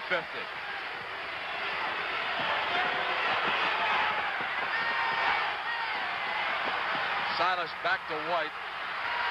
Gar Heard right with him, and White came up inside. How did he get control on that shot? I'll tell you what, he shot that with his left hand, an underhand, one-hand scoop shot with the left hand flying through the air. Sometimes you got to be lucky rather than good.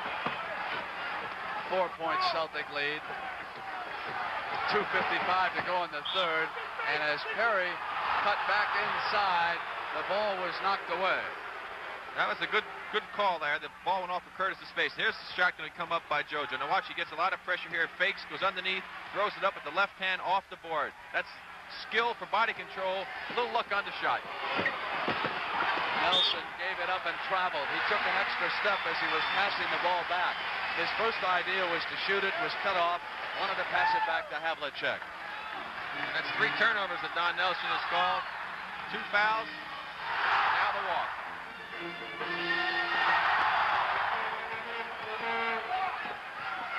Alvan Adams, 54-52, and Heinsohn is bitterly complaining that Alvan took an extra step before he released the trigger. Nate Hawthorne will come back in. 2:17, third quarter, game 6. Suns have to have it. Over to JoJo White. Came up against the shot clock. Gar Heard with possession. Tommy Heinsohn is up, and the Suns with an opportunity to tie it. Nelson comes with Adams. Havlicek goes in behind him to go with Westphal. Adams up. Adams control or tie. It's 54 all. Tommy Heinsohn will send Steve Kaversky back in the game as he goes to his bench.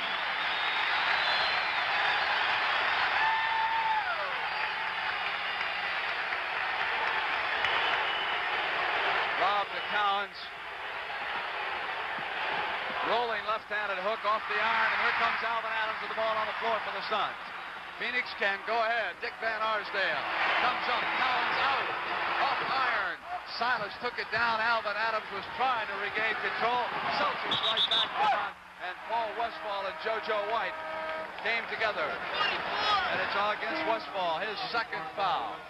Let's watch Alvan Adams come up here now, take the jump shot. Now watch, he'll hit the floor, he sees he's missing, he starts to come back in, nobody boxed the ball, picks off the offensive rebound, puts it in, something the Suns have not gotten a lot of.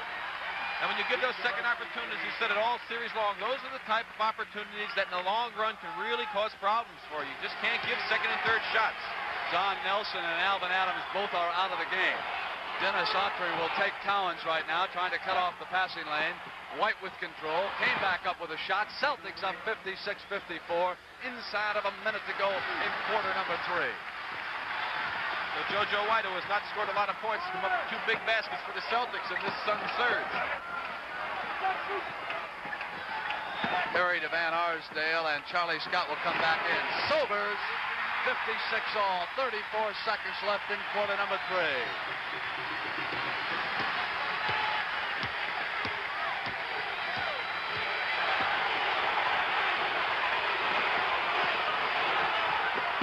Silas, double team, muscles back up, and we are going to have a jump ball. Nate Hawthorne made a great move and snuck around behind Paul Silas, got his hand on the ball, caused a jump ball. There you see Keith Erickson sitting on the bench with that ankle of his soaking in ice. Injured it Friday night, re-injured it here Sunday afternoon. If we go to 7 games, Wednesday night on CBS, 9 p.m. Eastern time, the Celtics don't want it to go that far. Tied at 56, 17 seconds left in the third. JoJo White gave it back to Silas.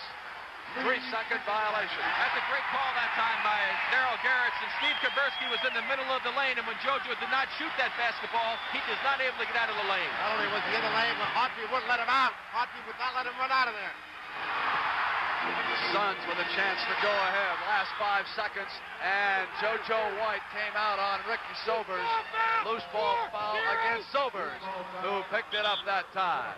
So these 2 officials, Garrettson and O'Donnell, all over the action right now. 3 seconds left on the clock here in the third quarter, and the score tied. Let's watch the play here. Here's Sobers dribbling. JoJo reaches in, taps it away. Sobers running back for the ball.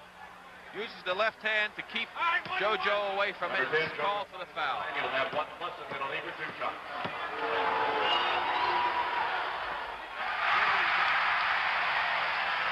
That's a big play shot. Big play by JoJo White. Very surprised that he missed the free throw. Does not miss the penalty. 3 seconds. Suns must hurry. White harassing Sobers. Buzzer went off. Buzzer went off. Would not have counted, even though it was close. The buzzer sounded. We've come to the end of 3. They're on the feet in Phoenix. It's as tough as we thought it would be. 12 minutes to go for a championship.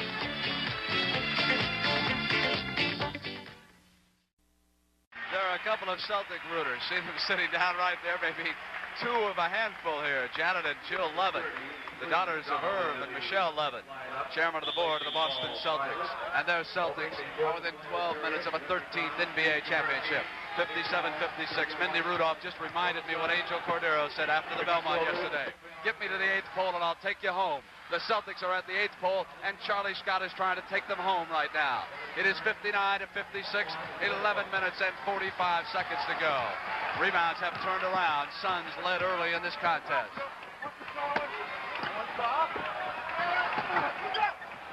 Nate Hawthorne. Battle underneath. Curtis Perry back up. Hayes got it. Curtis Perry. It's 59-58. Sheer desire. Let's see who's in shape, says Rick Barry. Play 3 overtimes on Friday night. Strap it on Sunday afternoon for Game 6. Here is Scott. And he traveled. Let's watch this last basket by Curtis Perry. Here's a shot coming up. He battles underneath the boards, goes up, keeps it alive once, goes up, gets possession, goes up again, and lays it in the basket. Great hustle by Curtis Perry. Offensive rebounds can hurt. 11 minutes and 3 seconds. Autry gave it up to Ricky Sobers.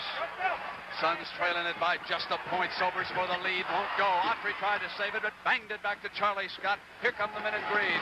Scott with an inside move. There was foul. He's got the basket. He'll get the field goal, and he'll come to the line. For the first time in this series, Charlie Scott is playing like an all-pro. There's Charlie Scott coming in. You notice he has control, takes the lead, takes off. Dick Van Arsdale moving, makes contact with him. Good call by the officials as Charlie goes to the line to try to complete the three-point play. Charlie Scott, a member of the Phoenix Suns until after last season. 20 points he has scored so far. 61-58 and 10. Here is Scott again with the ball. And he travels. Charlie again with another great defensive play, coming up with the steal, but he couldn't get the handle on the ball. Got it up too high in the air. Turned the ball back over. There's the Levins again with Red Auerbach, the general manager, just shaking his head about that traveling, saying, come on, Charlie, hang right in there. What a job he's done as general manager of this franchise. Westphal slides past the Adams pick. No basket. I got a 3-0. And Derek Harrison says, I've got a 3-0. And if he's got a 3-0, that's Glenn McDonald who picked it up, and Curtis Perry will go over to the side. Away from the ball, that foul was called. All set now? One team foul against the Celtics, one against the Suns. 61-58, Suns down. Here's Perry inside, up against the double team, squeezed off a forced shot. JoJo White's open, and Hawthorne came back, and JoJo White drew that foul. That should be a have a two-shot foul here, Rick. You're right, two-shot foul. Whenever you're away and free for a field goal, you got to come up with 2. Let's pick it up now. There's JoJo coming down. He gets the pass out, going up the floor. Hawthorne trying to catch him. Comes up, they get their legs tangled up. Fortunately, nobody hurt themselves. Those type of plays can really cause some knee and ankle problems.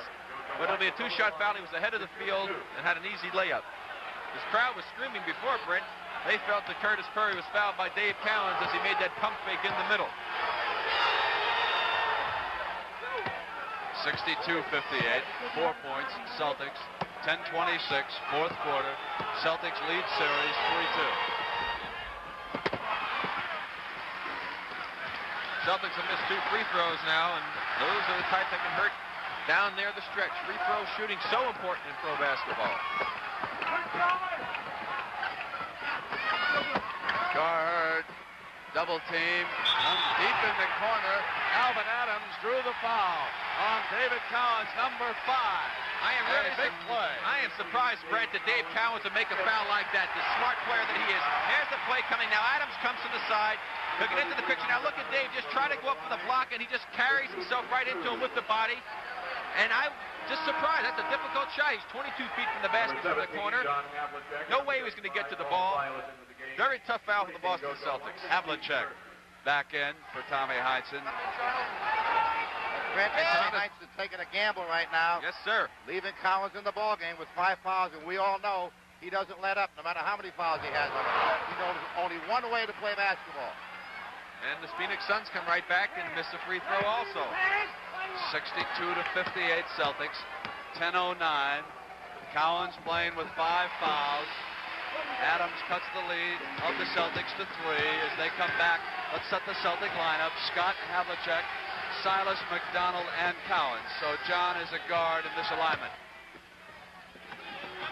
He has control. Scott. Back to Paul Silas, who pushed it back outside. McDonald. Rudy, has he got his confidence after that third overtime in the Boston Garden when he put down 6 of the biggest points of his life. 64-59, a 5-point lead.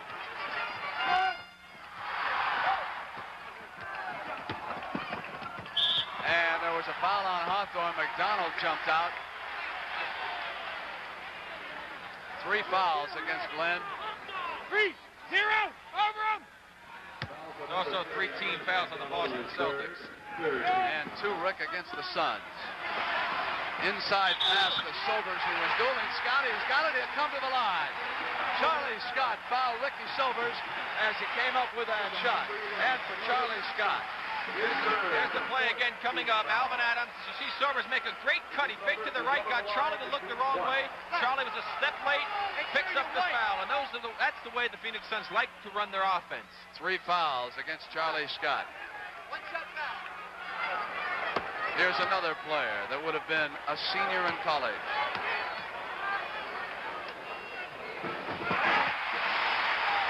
Again, as in all the previous quarters, Brent and Rick, the Celtics are in the penalty situation, and we'll see if the Phoenix Suns take advantage of it. 64-62, Celtics leading by a field goal. Charlie Scott turns around underhand. Good defensive play by the Suns. Celtics save it to McDonald. And off comes Garfield Heard, and the Suns can tie it at the 9-minute mark. Charlie Scott comes out. Westphal thought he was fouled. Here's Havlicek. Suns are going to bitterly protest this play. They're going to call a timeout. They are furious about this play. Paul Westphal is absolutely convinced Scott got him. Let's watch the play there. Charlie Scott came back over Westphal. The ball went out of his hand. He picks it up, makes a great pass to Havlicek, lays it in for a 2-point.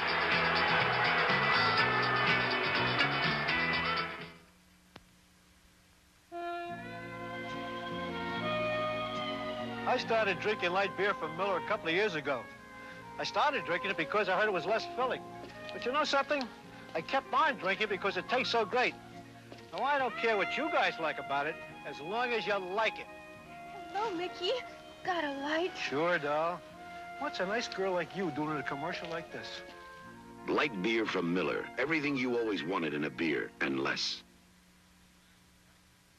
Unbelievable as it may sound, my first Datsun had 150,000 miles on it before I ever relined the brakes. The car is durable, reliable, dependable, and I do believe that with a little care and maybe love and affection, the car may run forever. Like all Datsuns, economical B210s make the savings last. Datsun saves.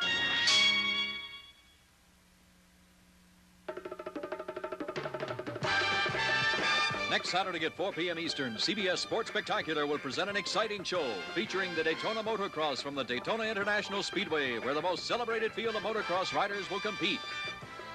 And the AAU National Boxing Championship from Las Vegas, a major stepping stone to the Olympics. That's the Daytona Motocross and National Boxing Championship next Saturday at 4 p.m. Eastern on the CBS Sports Spectacular. All right. right, here's that last play. Here's Paul Westphal with the ball. Now watch Charlie Scott putting the pressure on. He reaches in right there, whacks him on the arm pretty good. Then Paul Westphal loses the ball, and that's what he was complaining about, that he was fouled before he lost the ball. He lost the ball on his own accord, but he got whacked across the arms before that. That's a 4-point turnaround to Boston Celtics. Celtics leading it by 4 as the Suns go back to work, and 8:45 left in regulation time.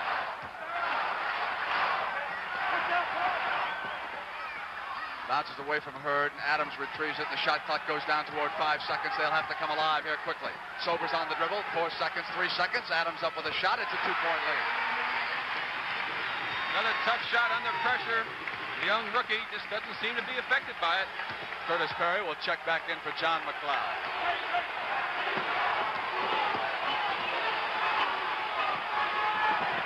Westphal sticks with Scott. White behind. Great screens that time by Cowens and Havlicek. Cowens got to the hoop. Here comes Phoenix with a chance to tie it. Westphal against Havlicek. Westphal with great body control. Put it in for the time basket. 7:56, and Paul Westphal did it with a twisting move to the hoop that time. After the Celtics had set a pretty play here at the other end.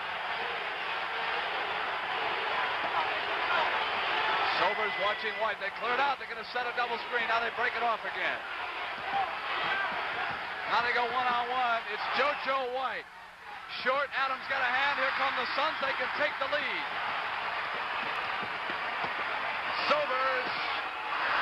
Sobers again against Havlicek. Hold on. He came right back up, and John Havlicek, there's a loose ball foul. It's on Havlicek, not Cowens. Havlicek was in behind him. Let's watch that incredible move by Paul Westphal, who's done this the whole series. Tremendous body control. Goes to his left and left hand. Now watch him come back with his right as Havlicek passes him by. That's just super body control. Laying it off the board. He and JoJo White have made 2 super plays. Of course, you've got to get a break on that by laying it off the board, but he and JoJo have made 2 super individual efforts. Rick, here's the point that you and Mindy have been making. Sobers putting Phoenix ahead with the free throw because the Celtics are over the limit and the Suns are not. We got 7:25, and just as you guys have been telling the audience, 2 fouls against Phoenix on that team side. And there again, a missed free throw, how crucial they can be. Now we come down towards 7:15. Celtics trailing by 1 point. Cowens wanting to pick Sobers. White doesn't want to use it this time. Havlicek was coming inside, and there was pushing as he came down the lane. It's on Curtis Perry. That's the 3rd foul against Perry. John Havlicek making a good move as Curtis Perry was out of position, took it to the basket, picked up the foul. 7 minutes. 67-66 Phoenix. Hondo on the weave, and Alvan Adams was there, and Adams has fouled him. That now will even up the foul situation after this. The Boston Celtics will shoot the penalty situation. 4 team fouls on the Phoenix Suns. So that advantage now has been wiped out with 2 quick fouls down here by the Phoenix Suns. How smart those Celtics are, Rick. They know they had to get the Phoenix Suns in foul trouble to equalize it. In the last couple of plays, they went right to the hoop, hoping to pick that up. And now, as you mentioned, it is equal. 2 shots for Havlicek, who was in the act of shooting. Score is tied on that free throw, and John Havlicek moving up, now ranking 3rd. Going to play for sure next season. By the time he quits, he can be number 1 in every category. John's one of those guys that they have to burn his uniform off. He has put the Celtics ahead. Adams cruising toward the hoop. Underneath, Silas. Great individual effort. Ball wouldn't stay down for the rookie. Here's Hondo on the move. Gar Heard was there on the defense. Charlie Scott gets inside and into that lane area and throws it up. Offensive foul is the call. It's against Scott, his 4th. This play, that's 4 fouls on Charlie Scott. He called him for moving his left arm. Jake O'Donnell is signaling the left arm of Charlie Scott. Let's watch the play. Here it comes. Watch Charlie's left arm as he jumps up. Watch the left arm. I never saw it. 68-67, Celtics lead. Suns going for it. Cowens steals the ball with 5 fouls. Cowens came right back at him and goes to the basket. Pretty play through the foul. You see the redhead down there. That is basketball. Play by Dave Cowens. Stole the ball. 3 3/4 of the way. Take it, Rick. Show it to us. Here he goes. Well, we see him after the steal. He takes it down the floor, makes a good head fake, looking to Charlie Scott, takes it in with the left hand, picks up the foul on Gar Heard, but the steal itself was absolutely incredible. Here's the man playing with 5 fouls, and he gambles on a play, and he makes a big gamble pay off. They now have a 4-point lead, but there's still plenty of time to go. 71-67. 6 minutes and 10 seconds. Sobers saying, come on out. Where's my wingman? Heard finally does come way out. Shot clock inside of 10. Now they'll go to work against it. They're far away from the basket right now. 5 seconds. Westphal, and we had contact. And there's going to be 5 fouls on Charlie Scott. They double team. Charlie went for the steal. This time he picked up the foul, and it's a penalty situation for both teams now. Paul Westphal will go to the line with a chance to cut it back to 2. And the Celtics hurting with their 2 of their top players, Scott and Cowens, playing with 5 fouls and plenty of time to go. 5:57. Westphal pulls the Suns to within 3.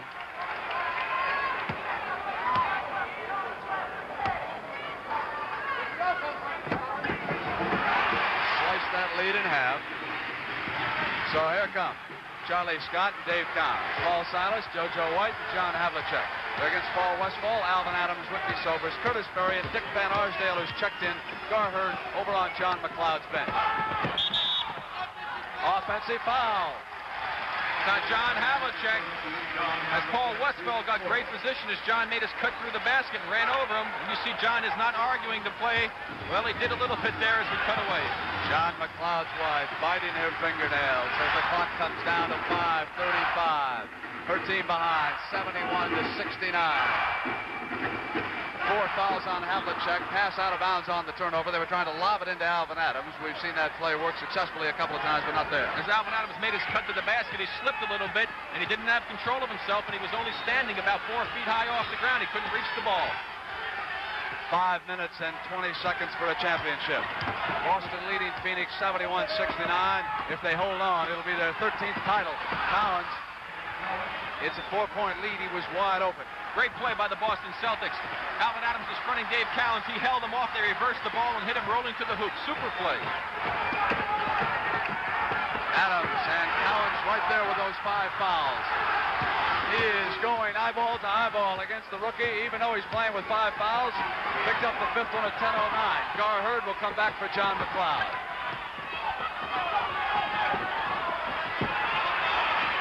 Cowens turnaround. Silas came over and was dueling against Alvan Adams. Ball went out of bounds. Paul Silas touched it last. Now watch Cowens. Now watch Alvan Adams in front of him. Now look how wisely he holds him in front and gets position. Now look at him hold him there. Now there's the pass across court. He cuts to the hoop. Easy basket. Super play by Cowens and the Celtics. 4-point margin. Celtics over the Suns in 4 minutes and 30 seconds left in regulation time. Shot clock inside of 10. Alvan Adams was backing toward the basket. That's JoJo White. Loose ball. John Havlicek on the floor. Looks like he's okay. Got a little bit of a scratch on his knee, a floor burn. But that was a switch off that time as Cowens jumped out on Westphal. And Adams rolled to the hoop. JoJo White, trying to keep him away, held him a little bit. Curtis Perry on the Phoenix bench, watching the action with Gar Heard back on the floor. Van Arsdale is being forced to play a lot of forward because Keith Erickson is injured, and John McLeod needs to give Gar Heard and Curtis Perry a rest. So we've seen Van Arsdale mostly at guard until today. Well, it doesn't hurt him because Dick Van Arsdale was a super forward for the New York Knickerbockers. Great defensive player, and he's a real good swing man. It's a 2-point margin right now, Rick. 4 minutes and 12 seconds to go. Hondo. 75-71. 10 points for Havlicek, who'd scored only 2 points in the first half.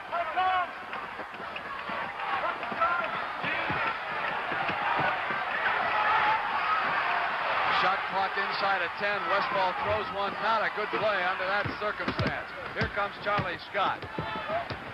3 minutes and 42 seconds. Celtics up by 4.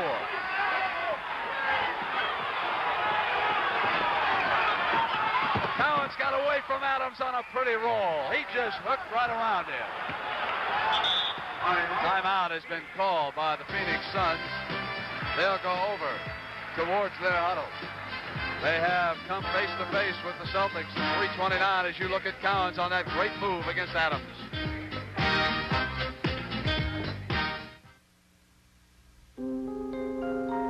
Through the haze of all the clamor and claims of automotive superiority comes now a quiet whisper. A motor car which comes as close to speaking for itself as any ever built. The fuel-injected Datsun 280Z and 2+2. This is perfection.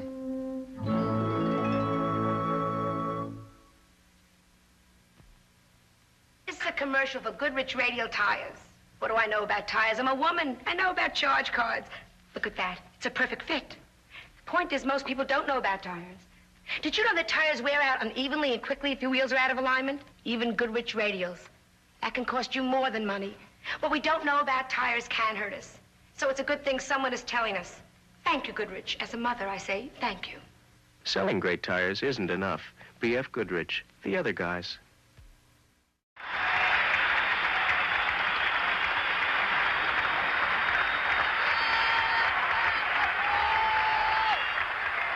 Here in Phoenix, the situation is this. Game 6, 3 minutes and 29 seconds to go. The Suns must win to force a 7th game back in Boston Wednesday night. It is 77-71. Curtis Perry will be checking in. Dave Cowens on a 10. Dick Van Arsdale, Havlicek off with it. Celtics can open up even more daylight. They can go up by 8. Phoenix now has not scored a field goal in the last 4 minutes and 54 seconds. JoJo White, 79-71. The 60-minute man from Friday night who has been Mr. Consistency in the championship series opens it up even further. Now the Suns cannot afford many more mistakes. Gar Heard rolls to the basket. Paul Silas with the rebound. That's a big play right there for the Boston Celtics, and as Mendy said during the timeout, they can just smell this championship. They know they've got a chance to do it, and they're digging down for that a little extra. Silas left alone can make it 10. Adams batted it back up. Silas comes over. Suns could not control the rebound. They will now wisely use up the clock, as the clock is now their greatest ally. 2:12 on that clock. White on the move inside, through the foul against Dick Van Arsdale. His 4th foul. Curtis Perry checks in. And the Phoenix Suns have got the 8 count on them again. They surely do. Number 5, Dick and Van Arsdale. Can't say too much about this fellow at the foul line. He has been absolutely incredible in his performance. He had a bad 3 quarters, but he's coming through again here in the clutch in this 4th quarter. Let me say something else about JoJo White. Besides the shooting that we have raved about, he also leads this team. He's got to get the offense moving. Great deal of pressure on JoJo White with that Boston Celtic organization. Great tradition of guards that they have. He sometimes doesn't get enough credit. It's 80-71. It's a 9-point Boston Celtic lead. 2 minutes. 2 minutes. 2 minutes. Heard. Turn around. He was fouled just as he turned into the basket that time. JoJo White get him. Sobers goes over to talk to John McLeod. Yes, sir. Penalty situation. Gar Heard will go to the line with 3 shots to make 2. Because of the penalty, Heard will have that extra free throw to make the 2. They need everything right now. It's 81-71. It's 81-72. And if the Boston Celtics win their 13th championship, Mendy Rudolph will be inside their locker room. We'll meet the stars. We'll find out who the CBS MVP of the championship series has been. Here comes the penalty. Under normal circumstances, Brent, I would say that this game is pretty much under Celtic control, but these Phoenix Suns have come from so far behind in so many critical situations and impossible situations that I think we have to wait a little while before we can really give it to the Boston Celtics. Heard gets the penalty down. It's 8 points and 156, and Charlie Scott with control now for the Celtics. Checking the clock, winding it down.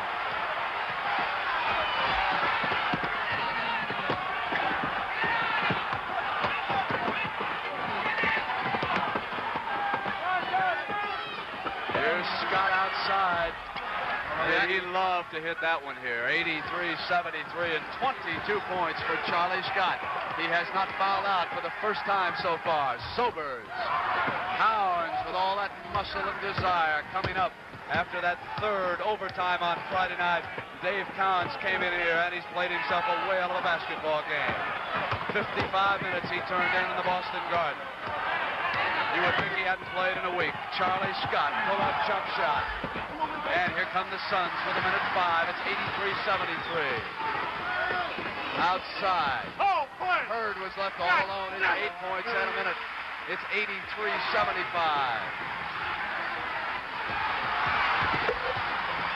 Down inside of 1 minute to go now. The count has reached 9 on the amazing Phoenix Suns as Van Arsdale comes out on Charlie Scott and picks it up. Because of the penalty, we'll have the free throw shot. 5 fouls against Van Arsdale. Well, Brett, the great tradition, the great hustle, determination, dedication of those Boston Celtics have paid off. And they've done the same thing in 3 series. They've won 2 at home, lost 2 on the road, came back to win at home, went out on the road, and won the big one out on the road, proving that they are a great basketball team, because you can't call yourself a great basketball team unless you can win on the road. Timeout was called before the free throw was shot. They'll go over to the sideline with 50 seconds left, and the question to Rick Barry now, do the Suns have one miracle left? Brent, I don't really think so. It's the situation right now. Listen to the crowd here, Rick.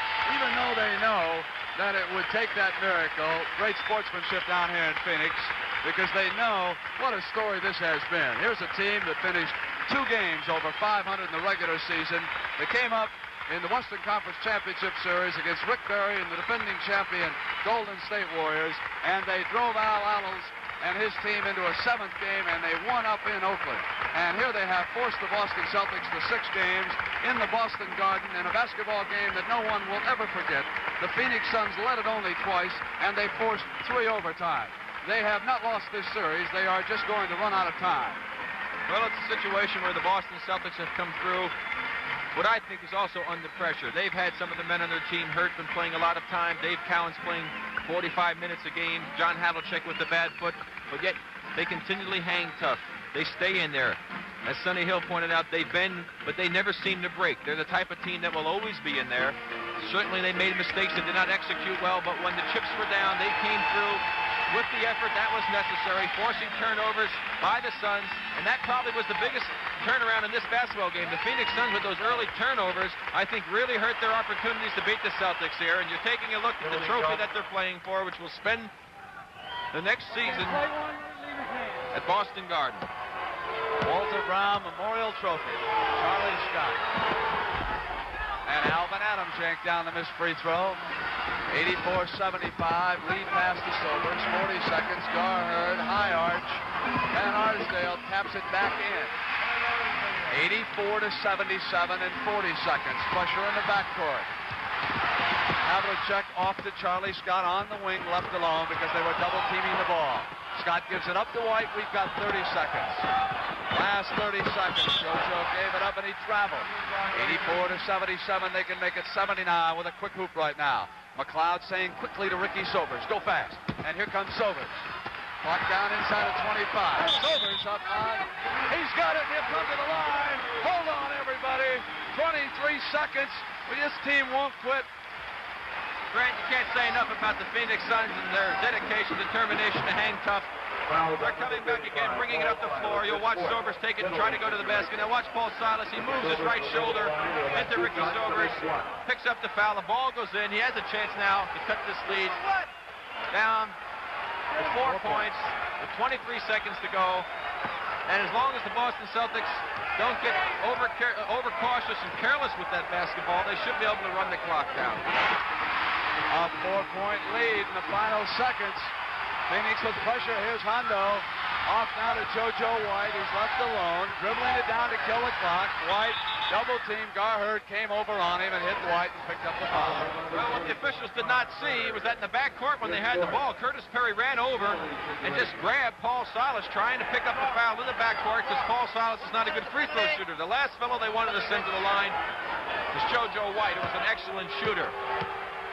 So JoJo has a chance to really nail down this victory. That should do it. 85-80. But again, just when you think that Phoenix is out, they'll come back with some amazing basketball.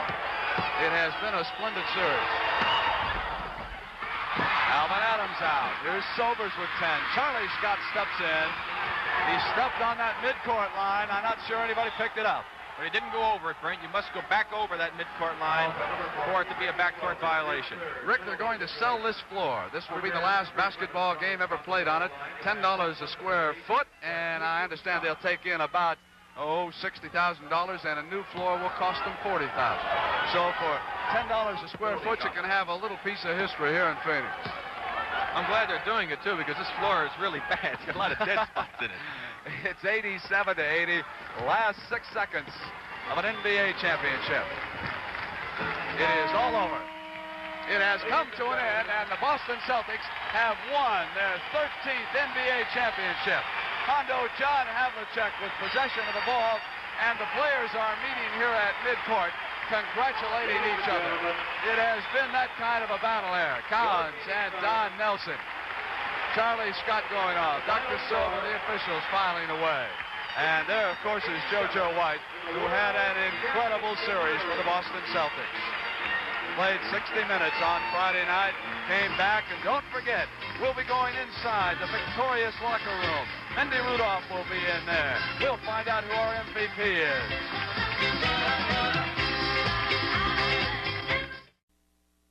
All right, we're here. From center court.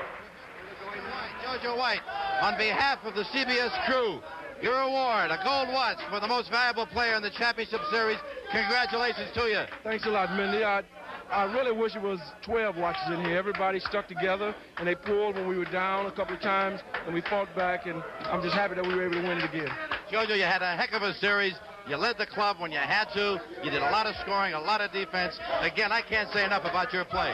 Well, thank you, Mindy. I'm just glad that I was able to do some things for the club at the right times. And I had to alter my game a couple of games, but everything worked out for the best. Okay, go ahead and do some celebrating and take some champagne. Johnny Havlicek.